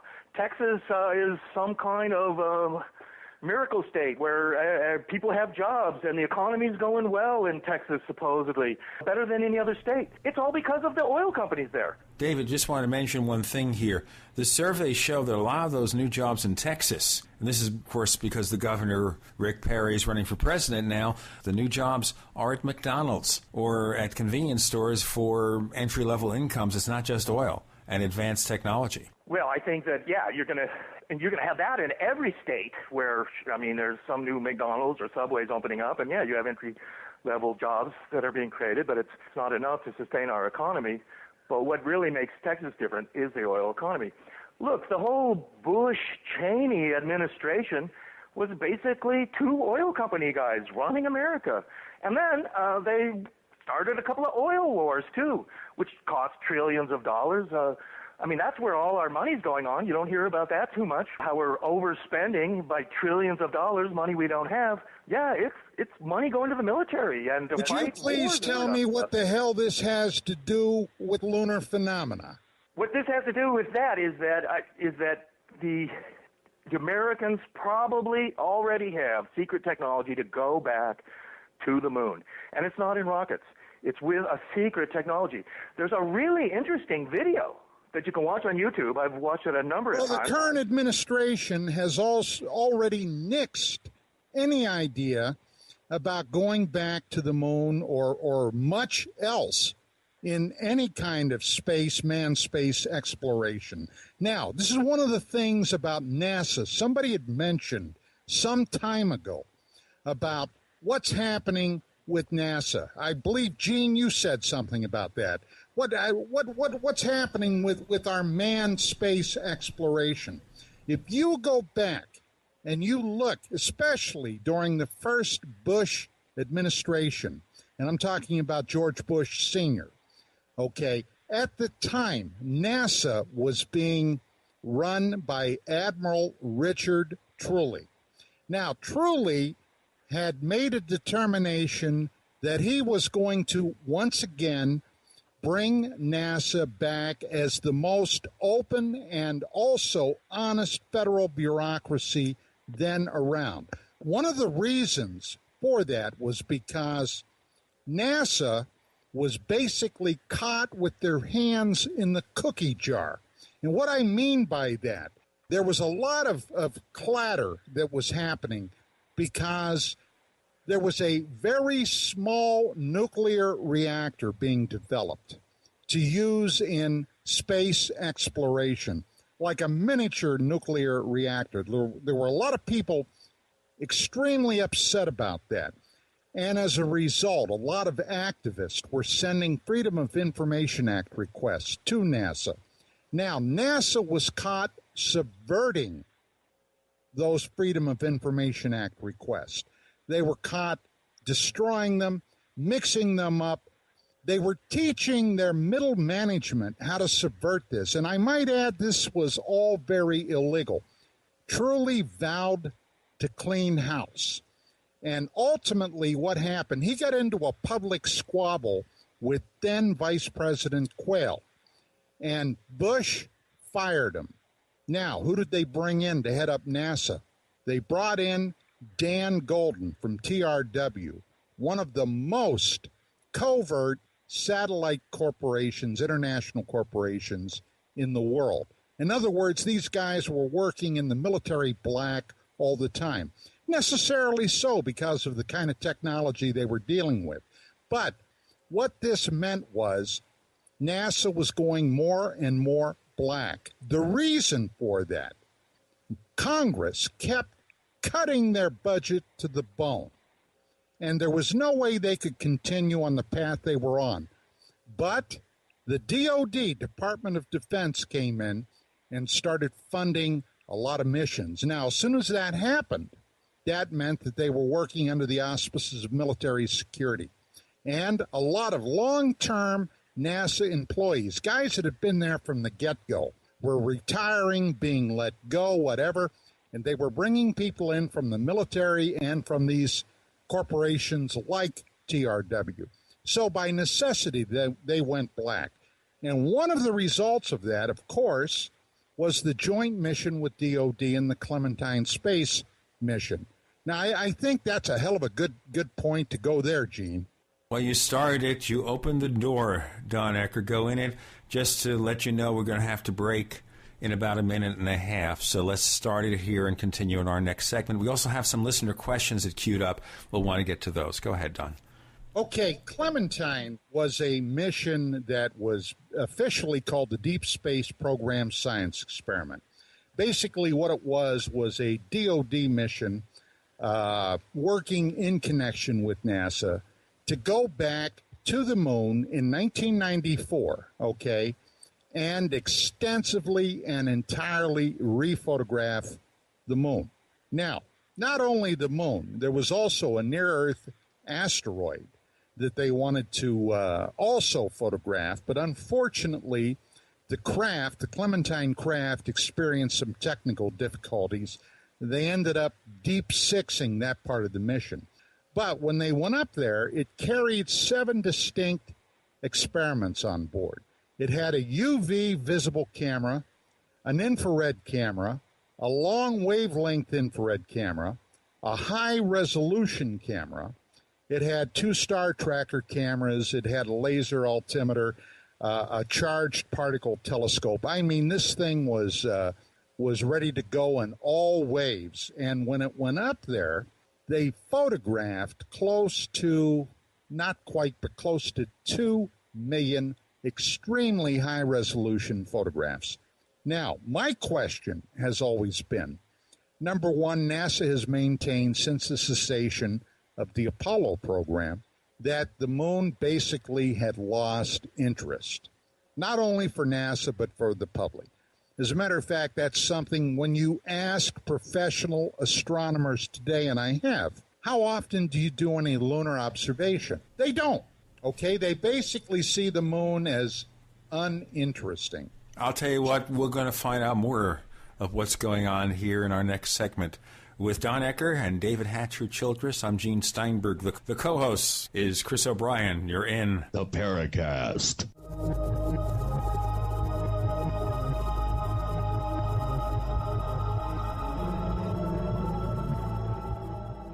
Graphic Converter is the image manipulation tool for the rest of us. It does not use any database. You get full control of all your files. Want to view the images of a folder? Drag it into Graphic Converter, and a powerful browser opens up to show your image files. You could use it for slideshows. You could use it to import images from digital cameras or from scanners. Need to do some image editing? You can do that too in Graphic Converter. Also print catalogs. Convert from so many formats I can't even list them. Download now to see if Graphic Converter is good for you, like 1.5 million other users. Guess what? You could save money when you buy Graphic Converter. Use the coupon code Night Owl. Use the coupon code Night Owl to get a special price for Graphic Converter. Go to lemkesoft.com. That's Lemke soft.com. Lemkesoft.com. Lemke soft.com.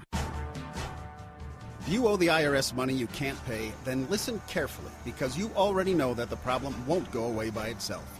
You can get help today from the leading tax expert in the country, Dan Pilla. Hi, I'm Dan Pilla. The IRS isn't going to just forget about you. Right now, the IRS is hiring thousands of tax collectors to go after delinquent accounts just like yours. That's why you need to take action today, and I can help. I take a simple but proven approach to solving your tax debt problem. First, I stabilize collections so you don't have to worry about wage and bank levies. Next, I build a detailed plan to get your debt reduced to the fullest extent possible, sometimes even eliminated. Finally, I work with you every step of the way to get your problem solved once and for all. So call now for a free consultation. Call 1-800-346-6829. Dan Pilla will solve your tax problem, guaranteed. He's helped thousands of people, and he can help you too. Call us today at 800-346-6829. That's 800-34-NO-TAX. If you drive for a living, you don't get paid to stop or wait in line. Keep your wheels moving with Pre-Pass. Bypass way stations, fly-by port of entry facilities. Stay moving at highway speed while the guy without Pre-Pass waits in line. Save time, save money. Call 888-401-PASS to try Pre-Pass free. That's 888-401-PASS. Hi, I'm Mark Craighead, founder of Crossbreed Holsters. I designed our top-selling holster, the Super Tuck Deluxe, to solve the problems of being poked, pinched, and gouged while carrying concealed. The Super Tuck Deluxe is the most comfortable, most concealable holster on the market today. We offer a 2-week free trial and a lifetime warranty. Visit us at crossbreedholsters.com. Don't forget, crossbreedholsters.com. Positive results from satisfied customers of Heart and Body Extract continue to pour into our website, hbextract.com. This is Al from New Jersey. One day I saw your ad for Heart and Body Extract, and it mentioned that it would help me with angina, so I decided to order. I figure I had nothing to lose. Heart and Body Extract supplies your body with everything it needs to balance itself and maintain optimal heart and circulatory health with no negative side effects. I took the formula 3 times a day as directed, and I kid you not, within 4 days my angina pain was completely gone. Order HB Extract by calling 866-295-5305 or online at hbextract.com. That's 866-295-5305 or hbextract.com. I could not believe it actually stopped the pain. Heart and Body Extract actually works. This is just an amazing product. Even the numbness in my hands is completely gone. Heart and Body Extract for a long and healthy life. The GCN Radio Network, providing the world with hard-hitting talk radio. GCN. Great talk radio starts here. Hi, this is Ted Phillips, listening to the Paracast, and it's as good as it gets, believe me. With Gene and Chris, we explore lunar anomalies and other such things with Don Ecker and David Hatcher Childress. When we broke, Don, you were discussing the fact that astronomers are no longer interested in the moon. Do they think they know everything about it? Absolutely. That's one of the misconceptions that many in the public have, is that the moon is basically uninteresting. We know everything about the moon that there is to know, which is total claptrap. For example, when Apollo was still in process and we still had astronauts going up there, do you remember the famous Genesis rock that was brought back to Earth by the astronauts? The rock that was basically older than the Earth itself, the Genesis rock, which was around 5 billion years old. But what's even more fascinating is that the dirt that it was laying in, they also brought back some of that, and the dirt itself, the lunar soil, I should say, was 1 billion years older than the Genesis rock. Now, when you stop to think about it in terms of the age of that, I mean, good Lord. David had mentioned earlier about some of the speculation about the moon's origins, about whether it, in fact, had been tethered and brought into orbit. The orbit that the moon is in around the planet is, in fact, a miraculous thing. Even though it is moving away from the Earth roughly an inch a year or something along those lines, the fact that it's been in the position it's in that has enabled it to exert the gravitational effects, including things like the movements of the ocean, is in fact almost ideal for life to sustain itself here on the planet. So there are a tremendous amount of unanswered questions about the moon, not the least, of course, which is the LTP that's been observed for centuries and centuries on it. But the fact is, we don't know everything there is to know about the moon. And the fact that not only the Japanese, but the Indians and the Chinese all want to go there. It's going to be fascinating after we, the United States, said we're not going to go back. It's going to be fascinating to see what, in fact, develops from that, if, in fact, the Chinese, Indians, or Japanese get up there. Well, Don, I mean, that's such a good point. And I think, what I'm sort of harping on here is that, yeah, this is disinformation, and which is what you're saying, too. The idea that we're not interested in the moon, that we're not going back there, that we'll just let these other guys go there. There's something wrong with that. And if anything, we are on the moon. We are there now. We have a space program, and it's top secret. Maybe we have bases on the moon. Right now, I'm looking at a fascinating website called thelivingmoon.com. And on it are these photos that are pretty amazing of the Aristarchus crater. And they're taken by some astronomers in the United Kingdom. I would encourage your listeners to go to thelivingmoon.com and look at some of the photos that are here. At the Aristarchus crater, there's what appears to be this dome there that's lit, and it has a blue glow on it. And there's some good close-ups of this thing. It looks like some kind of facility on the moon with like glass domes. There's some kind of energy there. It looks like what is like a lit city in this crater. Now, we might say, okay, these are the aliens. They've been there for millions of years, billions, whatever. This is their city. We've seen it. They sent their craft to warn us off the moon, whatever. I mean, and then those are all interesting theories. On the other hand, maybe this blue-lit city, and the photos are pretty amazing of it, maybe it's actually occupied by the U.S. military. And maybe it's a joint base with Russians, for all we know. This is the allegations of the secret space program. So on one hand, they're saying, like, oh, no, we can't go to the moon. We don't even have a rocket now to go there anymore. We haven't for decades. We can't afford to go to the moon. Let's let the Japanese and Chinese, they'll go to the moon. Let them spend the money. We'll look at their photos when they come back. But apparently, there's something going on the moon. David, when you mention the living moon, you got to also caution the listening audience that there's been a tremendous, and when I say tremendous, I'm talking about a bucketful of disinformation that's come out with that. One of the people involved with that is longtime UFO researcher John Lear. Now, Lear is one of the people. Oh, boy.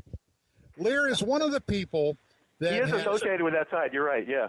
Yeah, a hell of a lot of disinformation about the aliens have a quote-unquote soul catcher up there, okay, in the vicinity of this lit area. Now, what the hell is a soul catcher?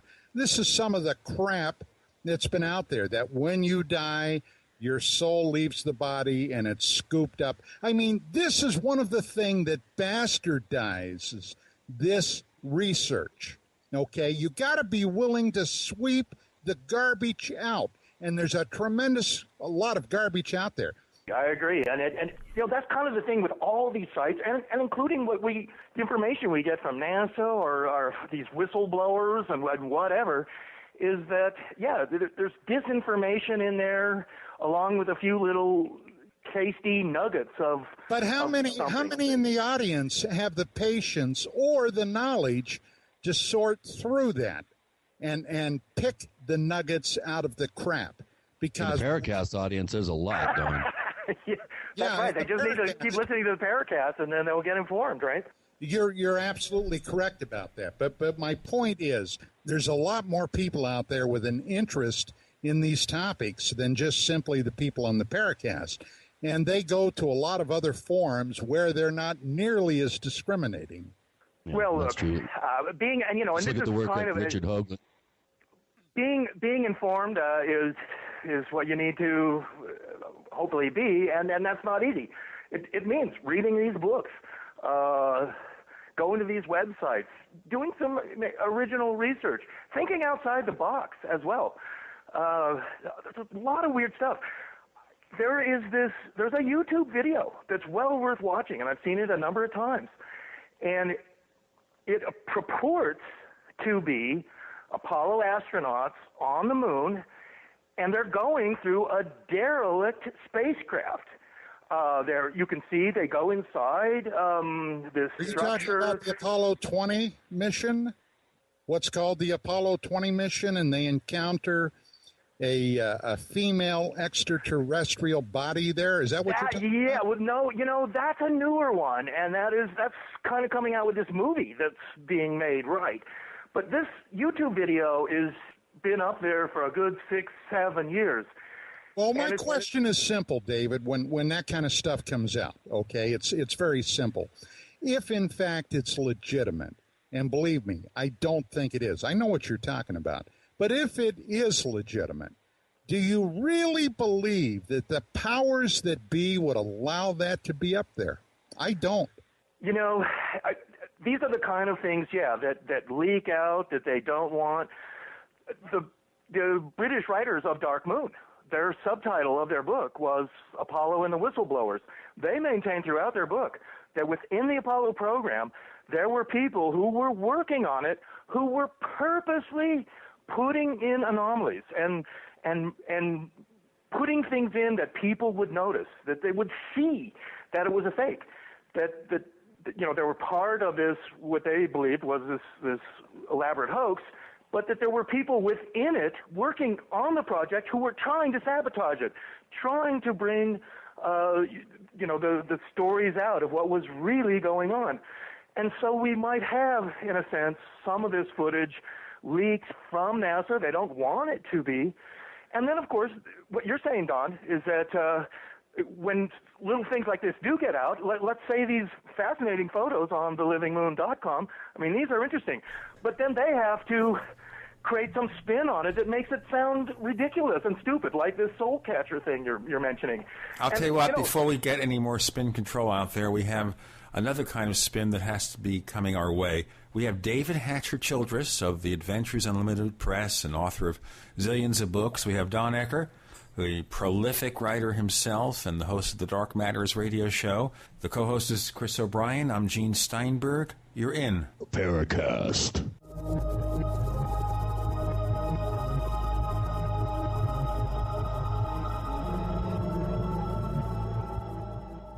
Hi, this is Ted Anderson. If you'd like to listen to GCN programs on the go, I have great news. GCN has created a Droid and iPhone application, and it's free. Just as easy as going to GCNlive.com, click on the banner, and download. Before you know it, you'll be listening to your favorite hard-hitting GCN shows, live or on demand, right on your Droid or iPhone, 24/7 and on the go. So download the Droid and iPhone app free by clicking on the banner at GCNlive.com. Thanks again for listening to GCNlive.com. Again, that's GCNlive.com. Hi, this is Ted Anderson. Have you ever wondered why banks, stockbrokers, investment advisors won't talk about gold IRAs? They've been available since 1986, yet the financial industry won't recognize the value of gold for your retirement. Gold has outperformed paper investments, yet no word about IRAs. If you would like to have gold for your retirement, call 800-686-2237. Don't get left behind by rising inflation and low returns. Call 800-686-2237. Secure your future and call 1-800-686-2237.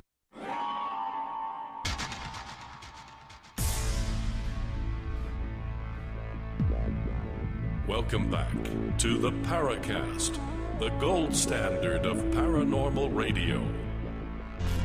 And now, here's Gene Steinberg. This is one of the shows where Chris and I can be the flies on the wall and just let David Hatcher Childress and Don Ecker. Do I hear a buzz in the background?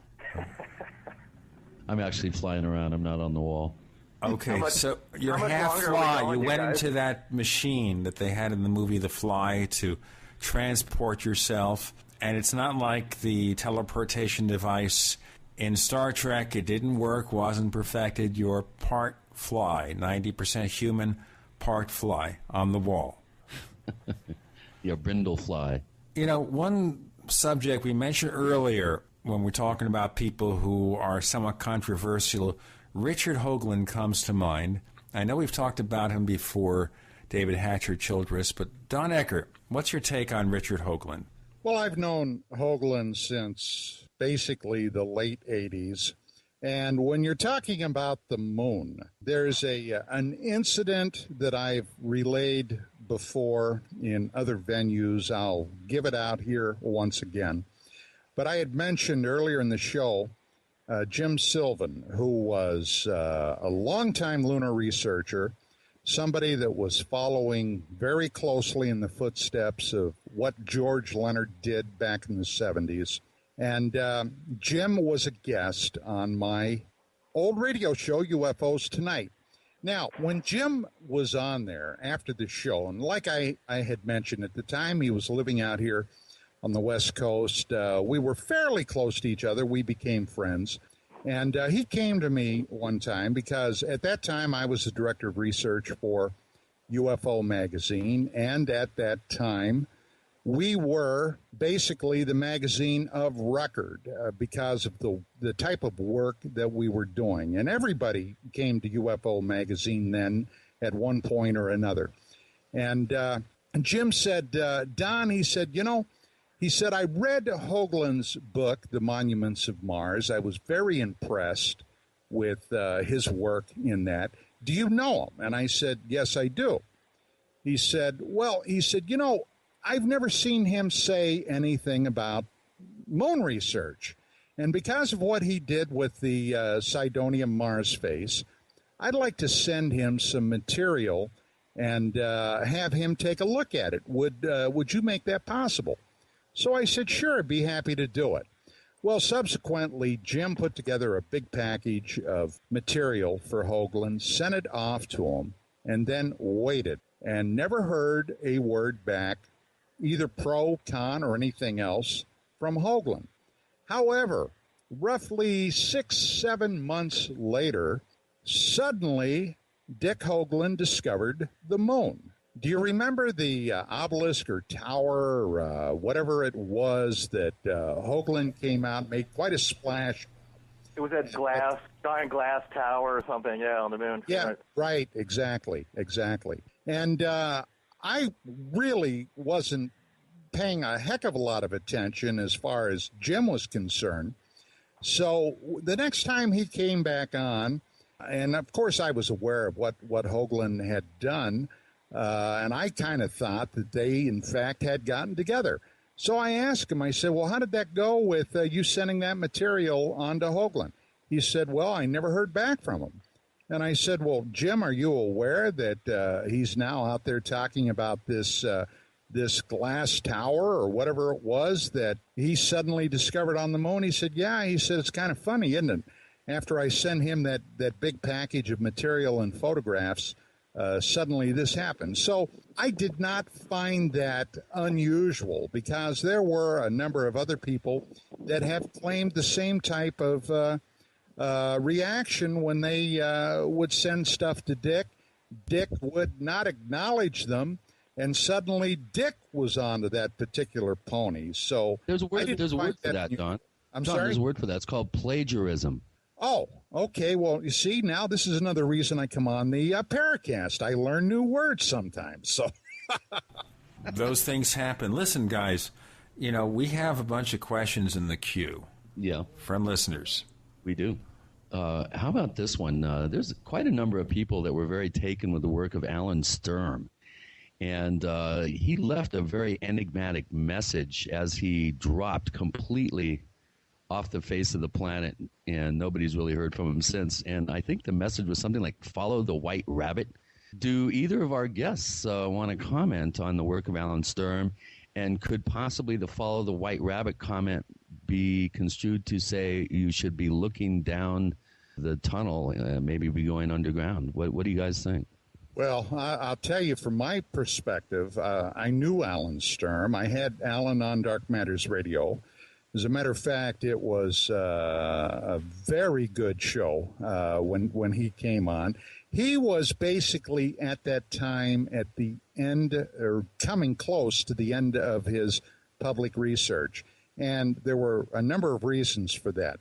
Number one, he was going through some extremely arduous economic problems because of his, and going down the rabbit hole, if you will. When he first got onto the lunar question, he became, like many people do when they get into these esoteric topics and subjects, consumed with it.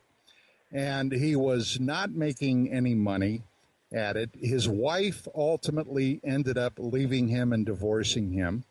Because of the economic problems, his home was taken away from him.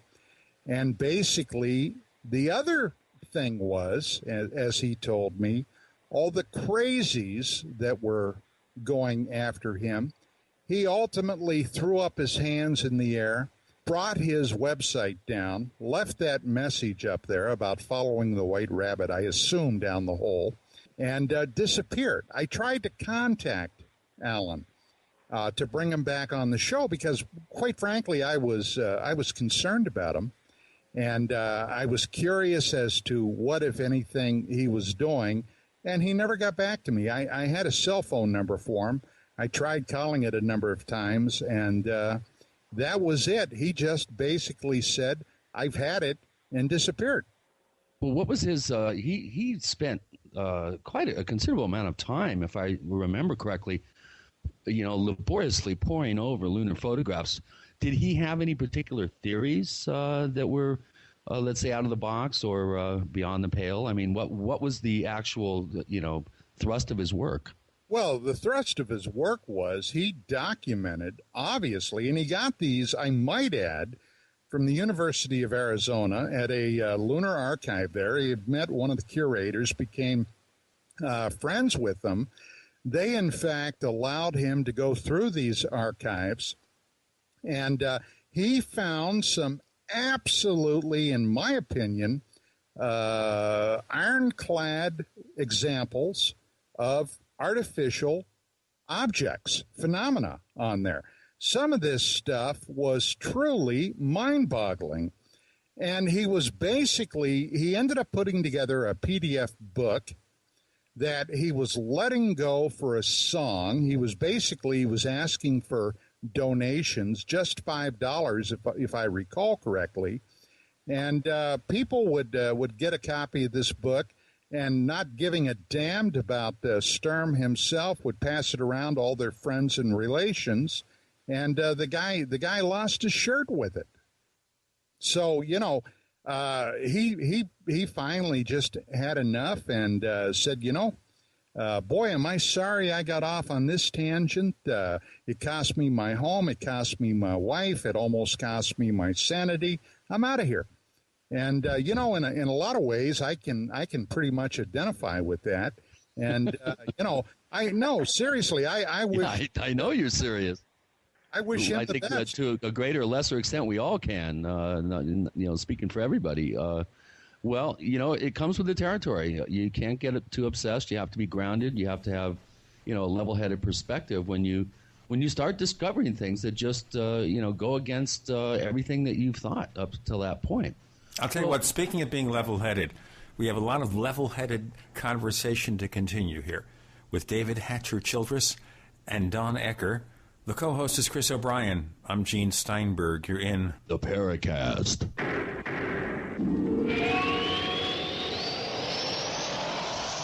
You expect professional service from your doctor, your accountant, and even the girl who takes your morning coffee order. Why not from your domain registrar, too? Namecheap.com provides stellar service with no sneaky upselling. We offer more features and security options for your website than there are ways to order a latte. And new domains come with WhoisGuard to protect your personal info. At Namecheap.com, you can get your domain for as low as $2.99. Now is a great time to get to know Namecheap.com. Neighbors, do you need to bring the final touches to your latest podcasts? Clean up the soundtrack of that holiday video. Mix together a few takes from your last jamming session. Process the audio files of the video game you're creating to sound just right. Well, look no further. Whatever audio-related task you're looking to perform, Amadeus Pro is the tool for you. It's the Swiss Army knife of sound editing. Go to HairSoft.com. HAIRER soft.com. Alan Olson with Midas Resources, senior gold and silver broker since 1978. Over the last 3,000 years, gold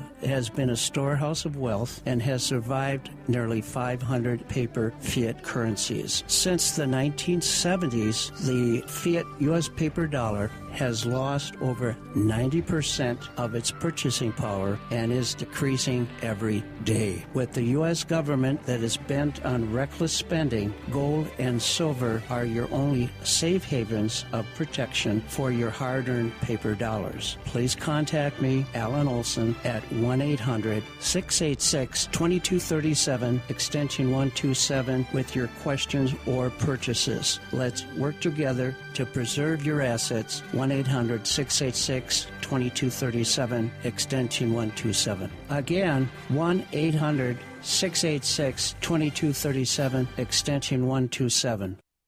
The food storage industry leader has done it again. Introducing FDG Clubs and Survival Bucks from the Freeze Dry Guy. For over 39 years, the Freeze Dry Guy has served various government agencies and the private sector with the finest in storable foods and emergency rations. If you've wanted to build emergency food supplies but couldn't afford it, now you can. Go to freezedryguy.com, click on products, and look for the Freeze Dry Guy Clubs to pay as you go. Now you can build food storage without going into debt. Choose from a payment range of $95 to $450 per month. month. Our clubs work with everyone's budget. Plus, when you join Freeze Dry Guy clubs, you'll get additional rewards. For example, this month, get 10% back in survival bucks on all purchases in the Freeze Dry Guy product line, plus free shipping within the lower 48 states on any order amount. Hurry, go to freezedryguy.com or call 866-404-3663. That's freezedryguy.com or call 866-404-3663. The Freeze Dry Guy, the best you can buy. We all know that Berkey water purification systems are the most trusted name in water filtration. As an authorized Berkey dealer for over 6 years and serving thousands of satisfied customers, the Berkey Guy offers amazing specials for Berkey water filtration systems. The Berkey Light systems include a set of self-sterilizing and recleanable black purification elements that purify water by removing chlorine, pathogenic bacteria, cysts, and parasites to non-detectable levels and remove harmful chemicals such as herbicides and pesticides. Order the Berkey Light system today, complete with 2 black Berkey elements for only $231, and the Berkey Guy will ship your order free of charge. With the purchase of a Berkey Light, the Berkey Guy is also offering a set of fluoride and arsenic filters for only $39.99. That's over 30% off the retail price. Call the Berkey Guy at 1-877-886-3653. That's 1-877-886-3653. Or order online at goberkey.com. That's goberkey.com today. America's #1 source for independent talk radio for over a decade. We are the GCN Radio Network. We'd like to hear from you. If you have a comment or question about the Paracast, send it to news@theparacast.com. That's news@theparacast.com. And if you'd like to catch up on past episodes, we have hundreds of shows for you to download direct from theparacast.com. That's theparacast.com. Or check us out at iTunes. We go back to the moon, kind of like Jackie Gleason said back in the TV series The Honeymooners. To the moon, Alice. Well, we're going to the moon with Don Ecker and David Hatcher Childress, exploring your questions with Gene and Chris on the Paracast. Chris, you have some more questions to follow up on. I do. Trained Observer, who's been a longtime poster on the forums here at the Paracast, has an interesting question. Given that countries other than the United States have mapped the moon, have you or anyone else, let's throw this one to David, made any attempts to get Japan or India's high-resolution images of suspect areas that we've been talking about? Well, no, that's a great idea, and I have to admit, no, I have not made an effort to get those photos and stuff like that. I'm not aware whether they're releasing them. Most space programs are pretty secret, and what they discover, the photographs, even their technology for going to the moon and the cameras and stuff they use, I mean, they tend to keep that stuff a secret. India and China would as well. And then, just like NASA, I mean, they'll kind of release what they want. Oh, here's some photos of the moon. Here's what we discovered. If there's this secret space program and that the moon's, say, occupied and there are structures, this is something that other governments would be aware of, too. Certainly the Russians, for sure. And, yeah, the Chinese, the Indians. Also, particularly in China and in India, the concept of what life's about, life on planet Earth, the idea of extraterrestrials and life on other planets. Well, in our country, yeah, we have basically our space agencies saying, oh, there's no life out there. We're going to Mars. We can't find, life. Although occasionally they'll say, oh, well, yeah, here's some bacteria or something. However, with, say, India or something, they may, just as a nation, may be more disposed to say that, yeah, this is what we found. It's astonishing. There are structures on the moon. Here's photos. They can believe that. In ancient Indian epics, I've often, in my books, talk about Vimanas and ancient aliens. I'm on the show on the History Channel about ancient aliens. And the idea in ancient Indian epics is that they had spacecraft in ancient times. That's what most Indians believe. They had these things called Vimanas. There are stories within the ancient Indian epics that they went to the moon. So here you have actually a fascinating idea that we've not touched on yet, that perhaps the moon is occupied, but it's occupied by humans from the ancient past. Maybe they're up there, they're Hindus even, have their ancient space base that they started 10,000 years ago. We don't know. I mean, I can tell you, many Indians and Buddhists and Hindus, in South Asia, they would totally believe that. How about that? Yeah, and they have cows in space suits wandering around too, probably. Well, it's an interesting idea that along these lines that it's been speculated, and Fred Steckling speculated this, also George Leonard, that one of the mysteries in UFOs, and you must have maybe written about this in UFO magazine at one point, Don, or something, is that some UFOs go and suck up huge amounts of fresh water. And there are a number of mysteries in Australia and Argentina, also up in Canada, where all these lakes, people see these UFOs. A hose comes down. They actually take up, thousands of pure fresh water into these UFOs. Where are they taking it? Why do they want all this water? Oh yeah, those stories have been coming around, and witnesses that have claimed seeing that for a long time. But I do want to comment very briefly on one thing. You've mentioned him now several times, Fred Steckling. Now I got to tell you, David, I've got a copy of his book. I read it, and it's been some time ago that I read it. But his conclusions, no pun intended, are all wet. Steckling was talking about fresh lakes on the moon. He was talking about trees and kind of stuff. I mean, some of this mind-boggling dreck like John Lear has put out in recent years. Now, where did he come up with those ideas? Well, I'll tell you where he came up with those ideas. He was talking about photographs he saw from the early unmanned lunar missions. Now, during that time, and we're talking about in the mid-'60s when the first unmanned missions were going up there to photograph the moon for Apollo, the technology at that time, the cameras would take the photographs, would photograph strips of the lunar surface as they were in orbit, And they basically ended up making a mosaic. And anybody that's ever seen any of those early lunar photos will know exactly what I'm talking about. You can clearly see the strips and the mosaic of the moon as the craft photographed them. It would develop them on board the spacecraft. The telemetry would then be beamed back to Earth.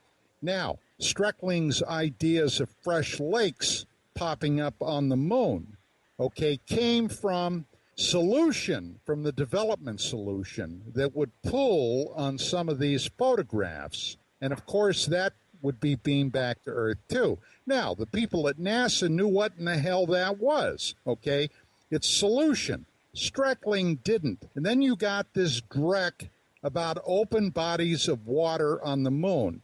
Now, if that's the type of research that Steckling conducted at that period of time, and let's also not forget his family, which has carried on after Steckling passed on, are firm proponents of the George Adamski Foundation, one of the great frauds and charlatans in UFO history. I don't place a lot of stock in what Steckling had to say.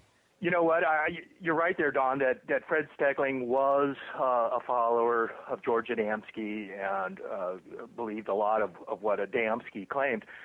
It's interesting. We're coming out with a book later this year by the author Joseph P. Farrell, who looks into a lot of the secret technology and whatnot. And it's about Adamski as a disinformation person, looking into his ties actually with Nazis and things like that. So this book we're coming out with more or less goes along with what you say, that and a lot of it's about Adamski, although that there's more to Adamski than would meet the eye, I think they would say. Steckling believed, yes, that the moon was occupied. He believed that there were certain craters on the moon, and in fact, one of the most interesting one, and NASA also wanted the Apollo guys to look at this, is the Tsiolkovsky crater, which is near the south pole of the moon, and it's on the dark side of the moon. That is a really strange-looking crater, and it's got this flat area of it. It looks like it's like it's some kind of agriculture area. And we'll have to look at agriculture and craters on the moon in our next segment. We have David Hatcher Childress and Don Ecker with Gene and Chris on the Paracast.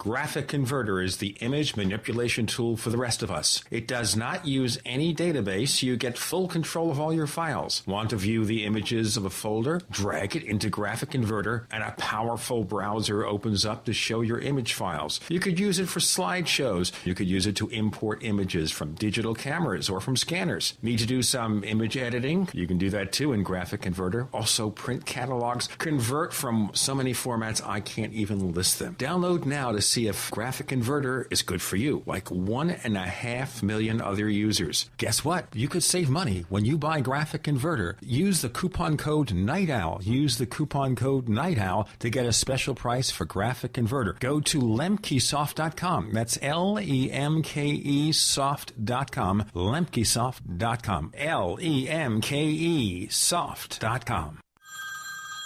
Hey, Bill, pick up line 3. It's Brian. Hey, Brian, what's up? Sign here. Thanks. Hey, Bill, I just received my shipment of the Safety Net, our full-year emergency food system. I can't tell you how great it feels to personally not have to worry anymore, especially with the growing threats to our everyday food supply. Brian, not only are you getting 4,320 nutritionally dense, delicious food servings, but the individual serving price is just $1.43 per meal. It's truly great-tasting food at amazing prices. The variety is also a huge bonus, Bill. It's like having access to a full menu of impressive food. Well, it really is a safety net for those worried about the coming food shortages and how their families can prepare. It's great knowing I'm covered for the future, but I gotta go, Bill, and get all this food unloaded. With scorching heat devastating U.S. cropland, there's never been a better time to visit SafetyNetSavings.com. That's SafetyNetSavings.com. Visit SafetyNetSavings.com today. If you drive for a living, you don't get paid to stop or wait in line. Keep your wheels moving with pre-pass. Bypass way stations. Fly by port of entry facilities. Stay moving at highway speed while the guy without pre-pass waits in line. Save time, save money. Call 888-401-PASS to try pre-pass free. That's 888-401-PASS. Hi, I'm Mark Craighead, founder of Crossbreed Holsters. I designed our top-selling holster, the Super Tuck Deluxe, to solve the problems of being poked, pinched, and gouged while carrying concealed. The Super Tuck Deluxe is the most comfortable, most concealable holster on the market today. We offer a 2-week free trial and a lifetime warranty. Visit us at crossbreedholsters.com. Don't forget, crossbreedholsters.com. You know that drinking pure, high-alkaline water is one of the most important factors in maintaining high energy and vibrant health, and most experts agree that the water you drink should be at a pH level of 8 or higher.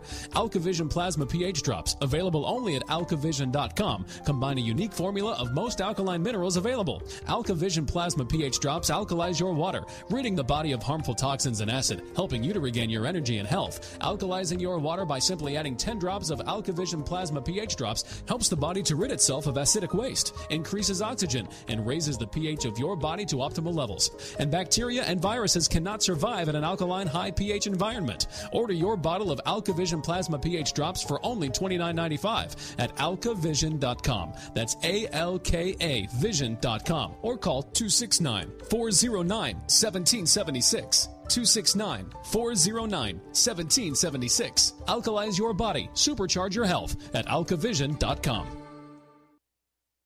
Are you tired of searching for great talk radio? Something more important. Search no more. We are the GCN Radio Network. This is Jacques Vallée. You're listening to the Paracast, the gold standard of paranormal radio.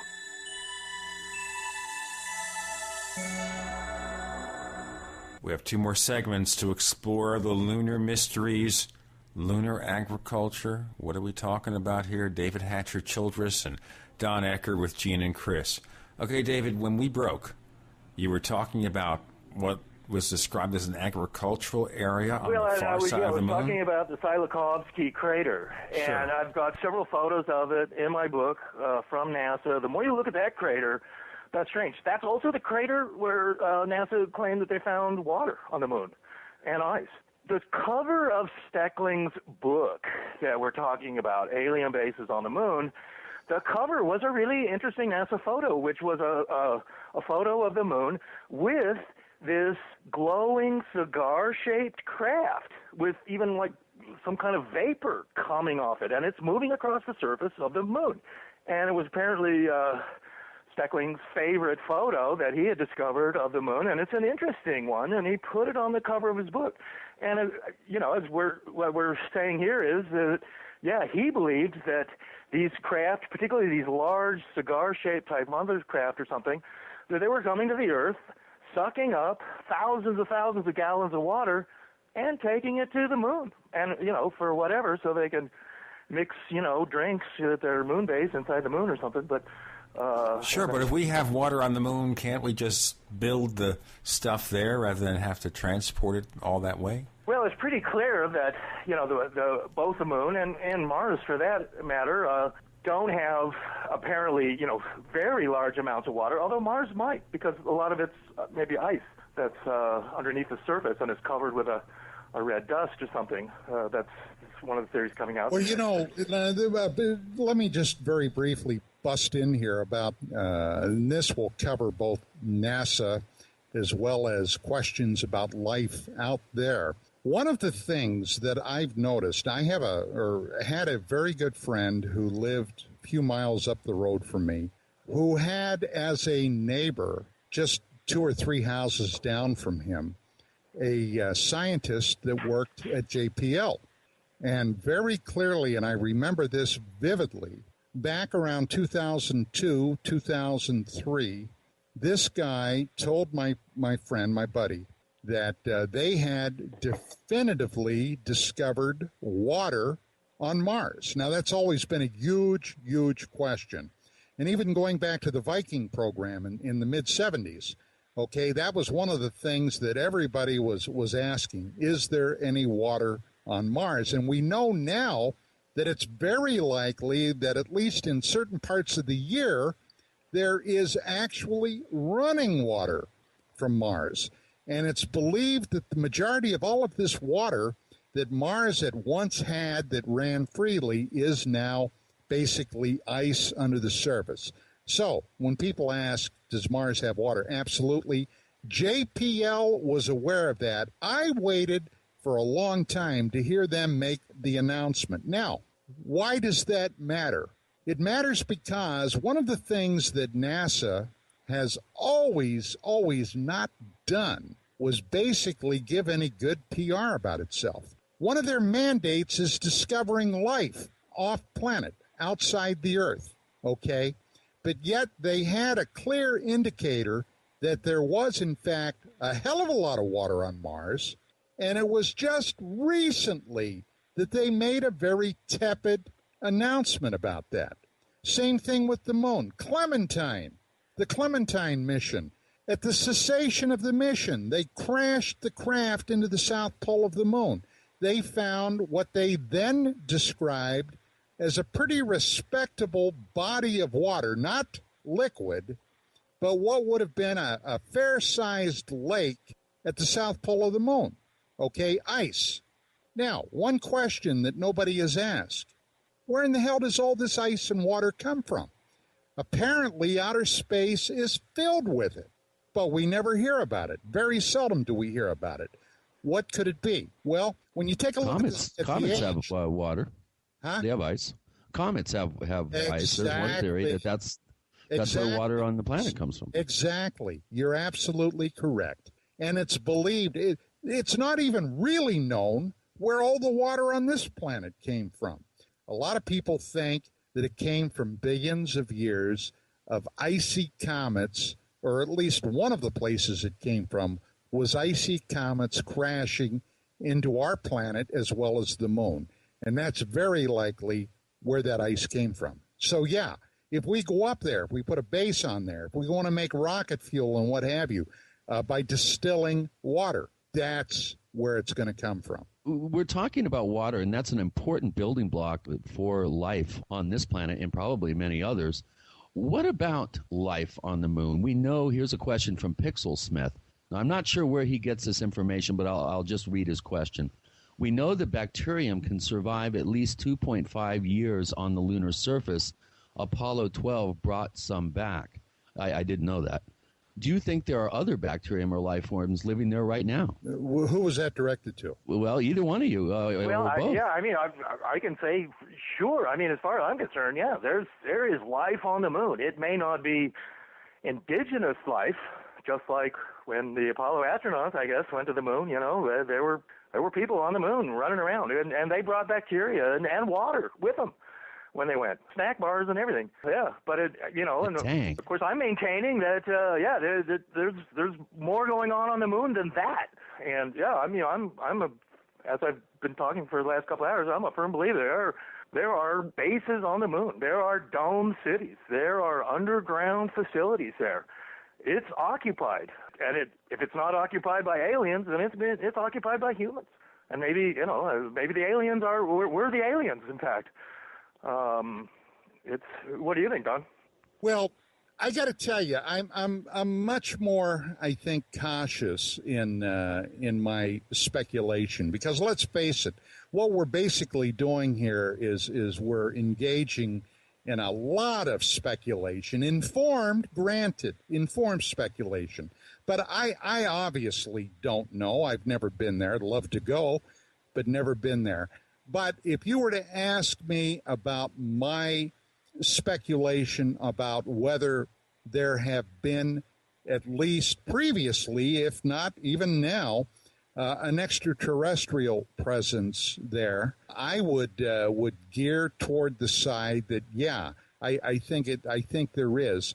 And for a lot of reasons, not the least of which has been my 20-plus years now of research, but a number of people that I have interviewed that I have great respect for their standpoint. One of them being Dr. Carl Wolf. Now, this is something that we have never really discussed on this program, although we have in passing. Carl Wolf was a guy, he lives here in Southern California. He's not now engaged in what he did when he was in the Air Force, which was electronics. But back in the mid-'60s, when we were first starting to send unmanned probes up there in lieu of the emerging Apollo program, he was an electronics technician with a secret clearance. He was working out of Langley Air Force Base. Now, where's Langley real close to? Or what bureaucracy is there? Well, that's back where the CIA is headquartered. And when he was there, he received a call from one of his supervisors. There was, at that time, an unmanned mission going on that was sending telemetry back to one facility, and they were printing out these lunar photographs. Apparently, and remember now, we're talking about the 60s, so the technology is not what it was today. One of their printers went down, and he was dispatched over there to take a look to see if he could repair it. He got over there. His security credentials were all checked. Don, you talked about this during your last appearance, so we got to kind of move through it here because we only have one segment left. With Don Ecker and David Hatcher Childress, the co-host is Chris O'Brien. I'm Gene Steinberg. You're in the Paracast.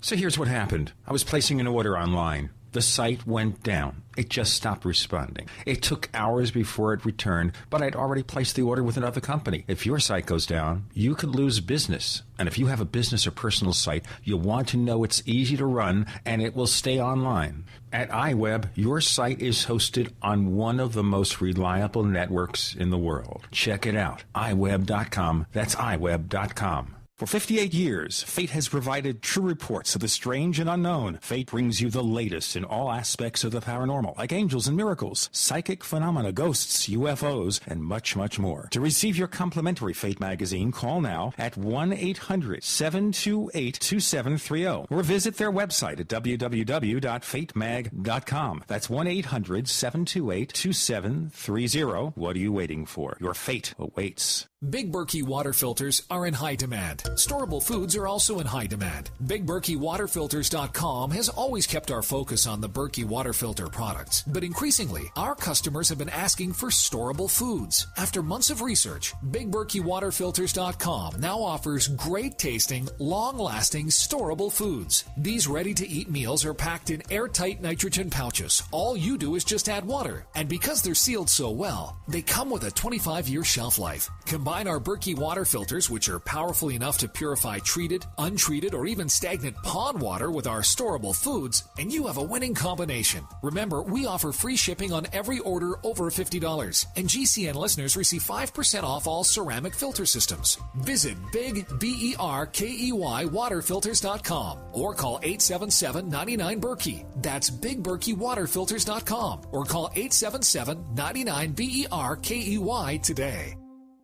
Hi folks, Steve Shank and Babs Rosberg here for eFoods Direct. In August, we're celebrating our 30-year anniversary in the long-term food supply industry. To celebrate, the biggest sale ever, our most popular premier one-year food supply for 30% off. That's 30% off of our Freedom Food Supply. You save $536 on each one-year supply. That's lower than 1981 prices. If you ever thought about getting a year's supply of food, now is the time. This whole one-year supply is a balanced selection of foods, and it all fits in the space of a washing machine. You know you need your own food. But time is running out. This 30% off sale for the best food on the planet ends Friday, August 26th. Call 800-250-1857 or go to efoodsdirect.com/freedom. This sale ends Friday, August 26th. Call 800-250-1857 or efoodsdirect.com/freedom.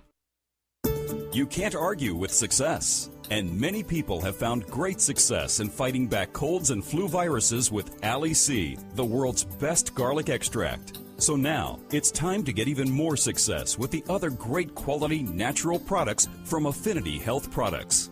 Like C Energy Liquid Vitamins, Lose and Snooze, and the One Day Diet. Or Human Growth Hormone Support, Menopause Specialist for Women, and Joint Specialist. See these and many other quality Affinity Health products for men and women online at affinityhealthproducts.com. That's AFFINITY healthproducts.com. Or call in your orders at 877-888-7126. That's 1-877-888-7126. Trust your health to the makers of Ali C, the world's best garlic extract. Affinity Health Products, the finest and most innovative natural health products available. The GCN Radio Network, providing the world with hard-hitting talk radio. GCN. Great talk radio starts here. This is Jim Mosley, editor of Saucer Smear, and I'm here to say a good word or two about the Paracast, which I believe is the gold standard of paranormal radio. Listen to it if you can.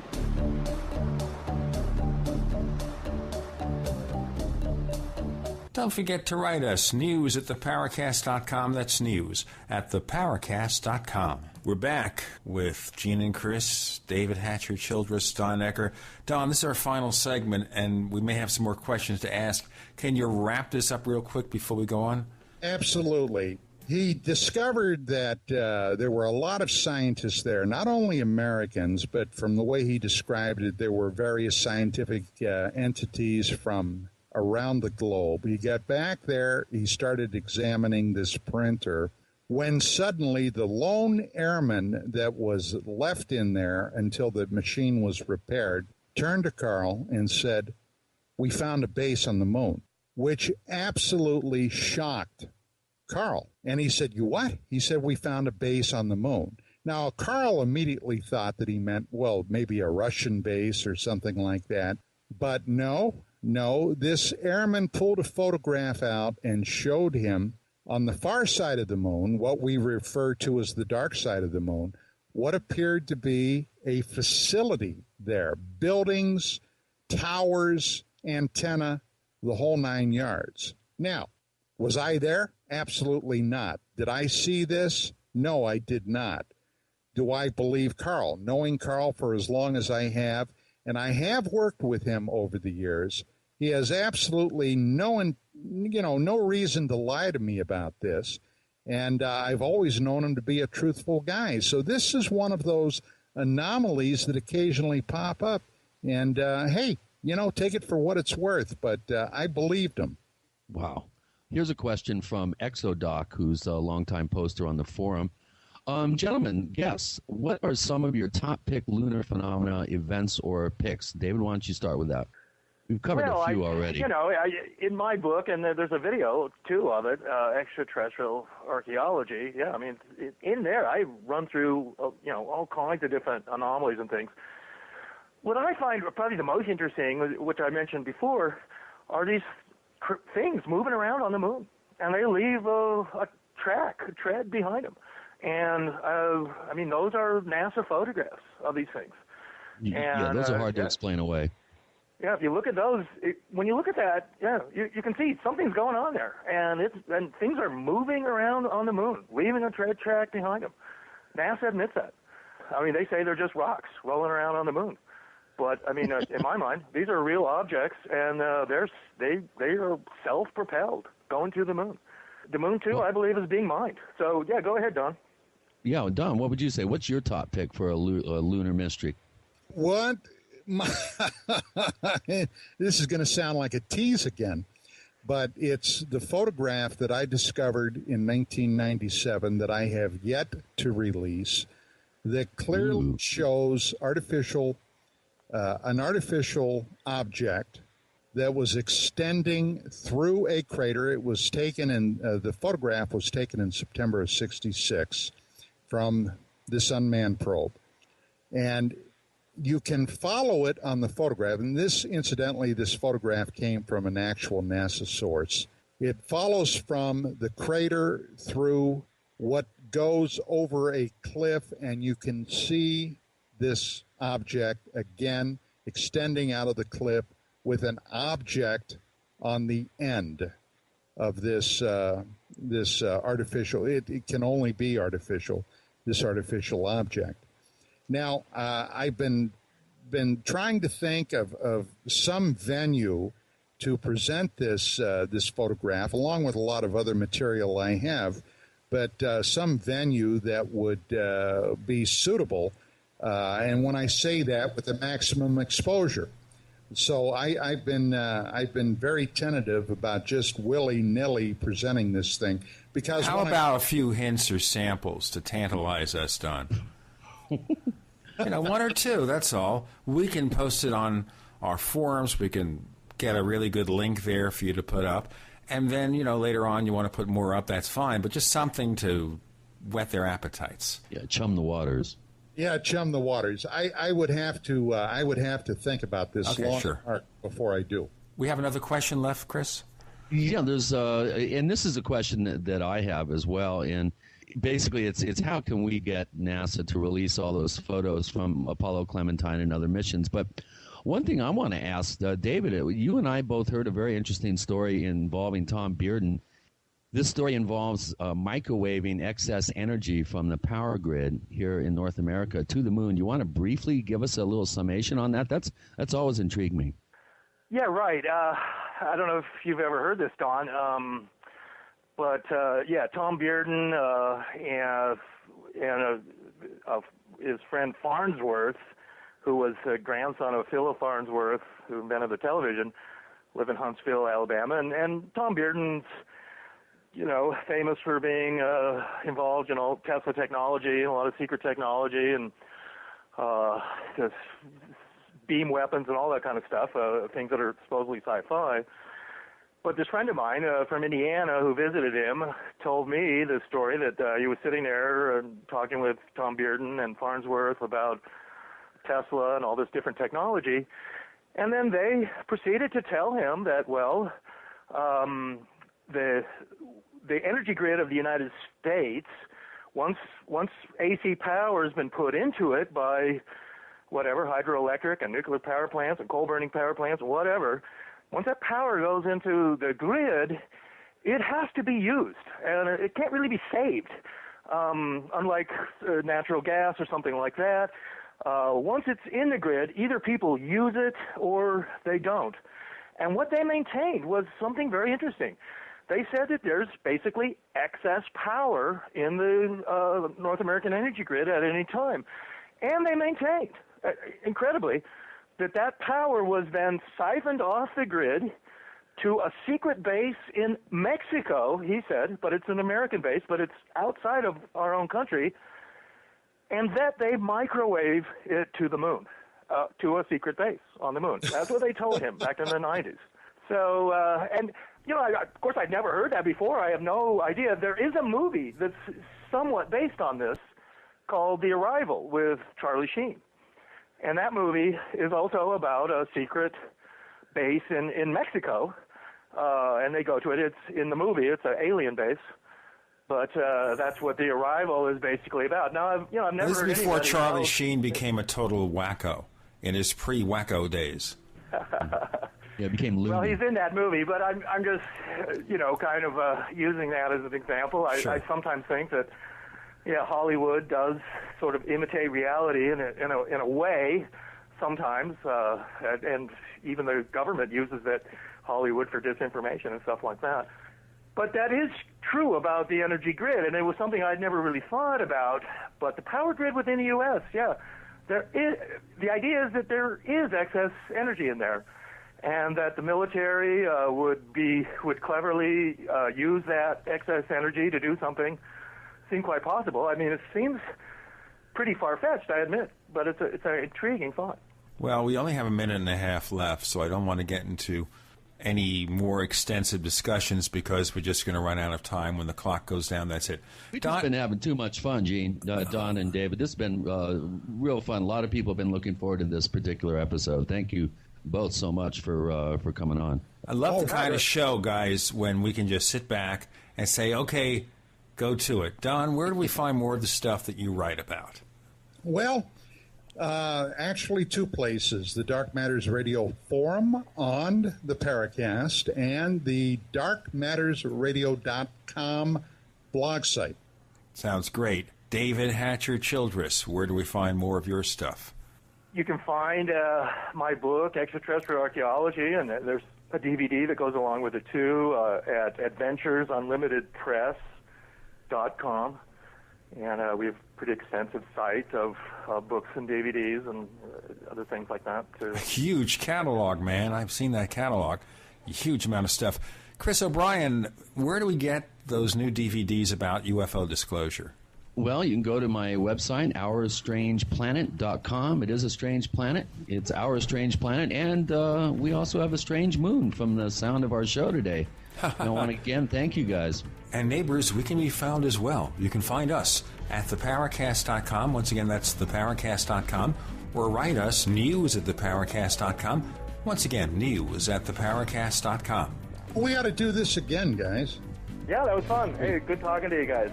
It was a great episode. Thank you both. Okay, bye. Bye-bye.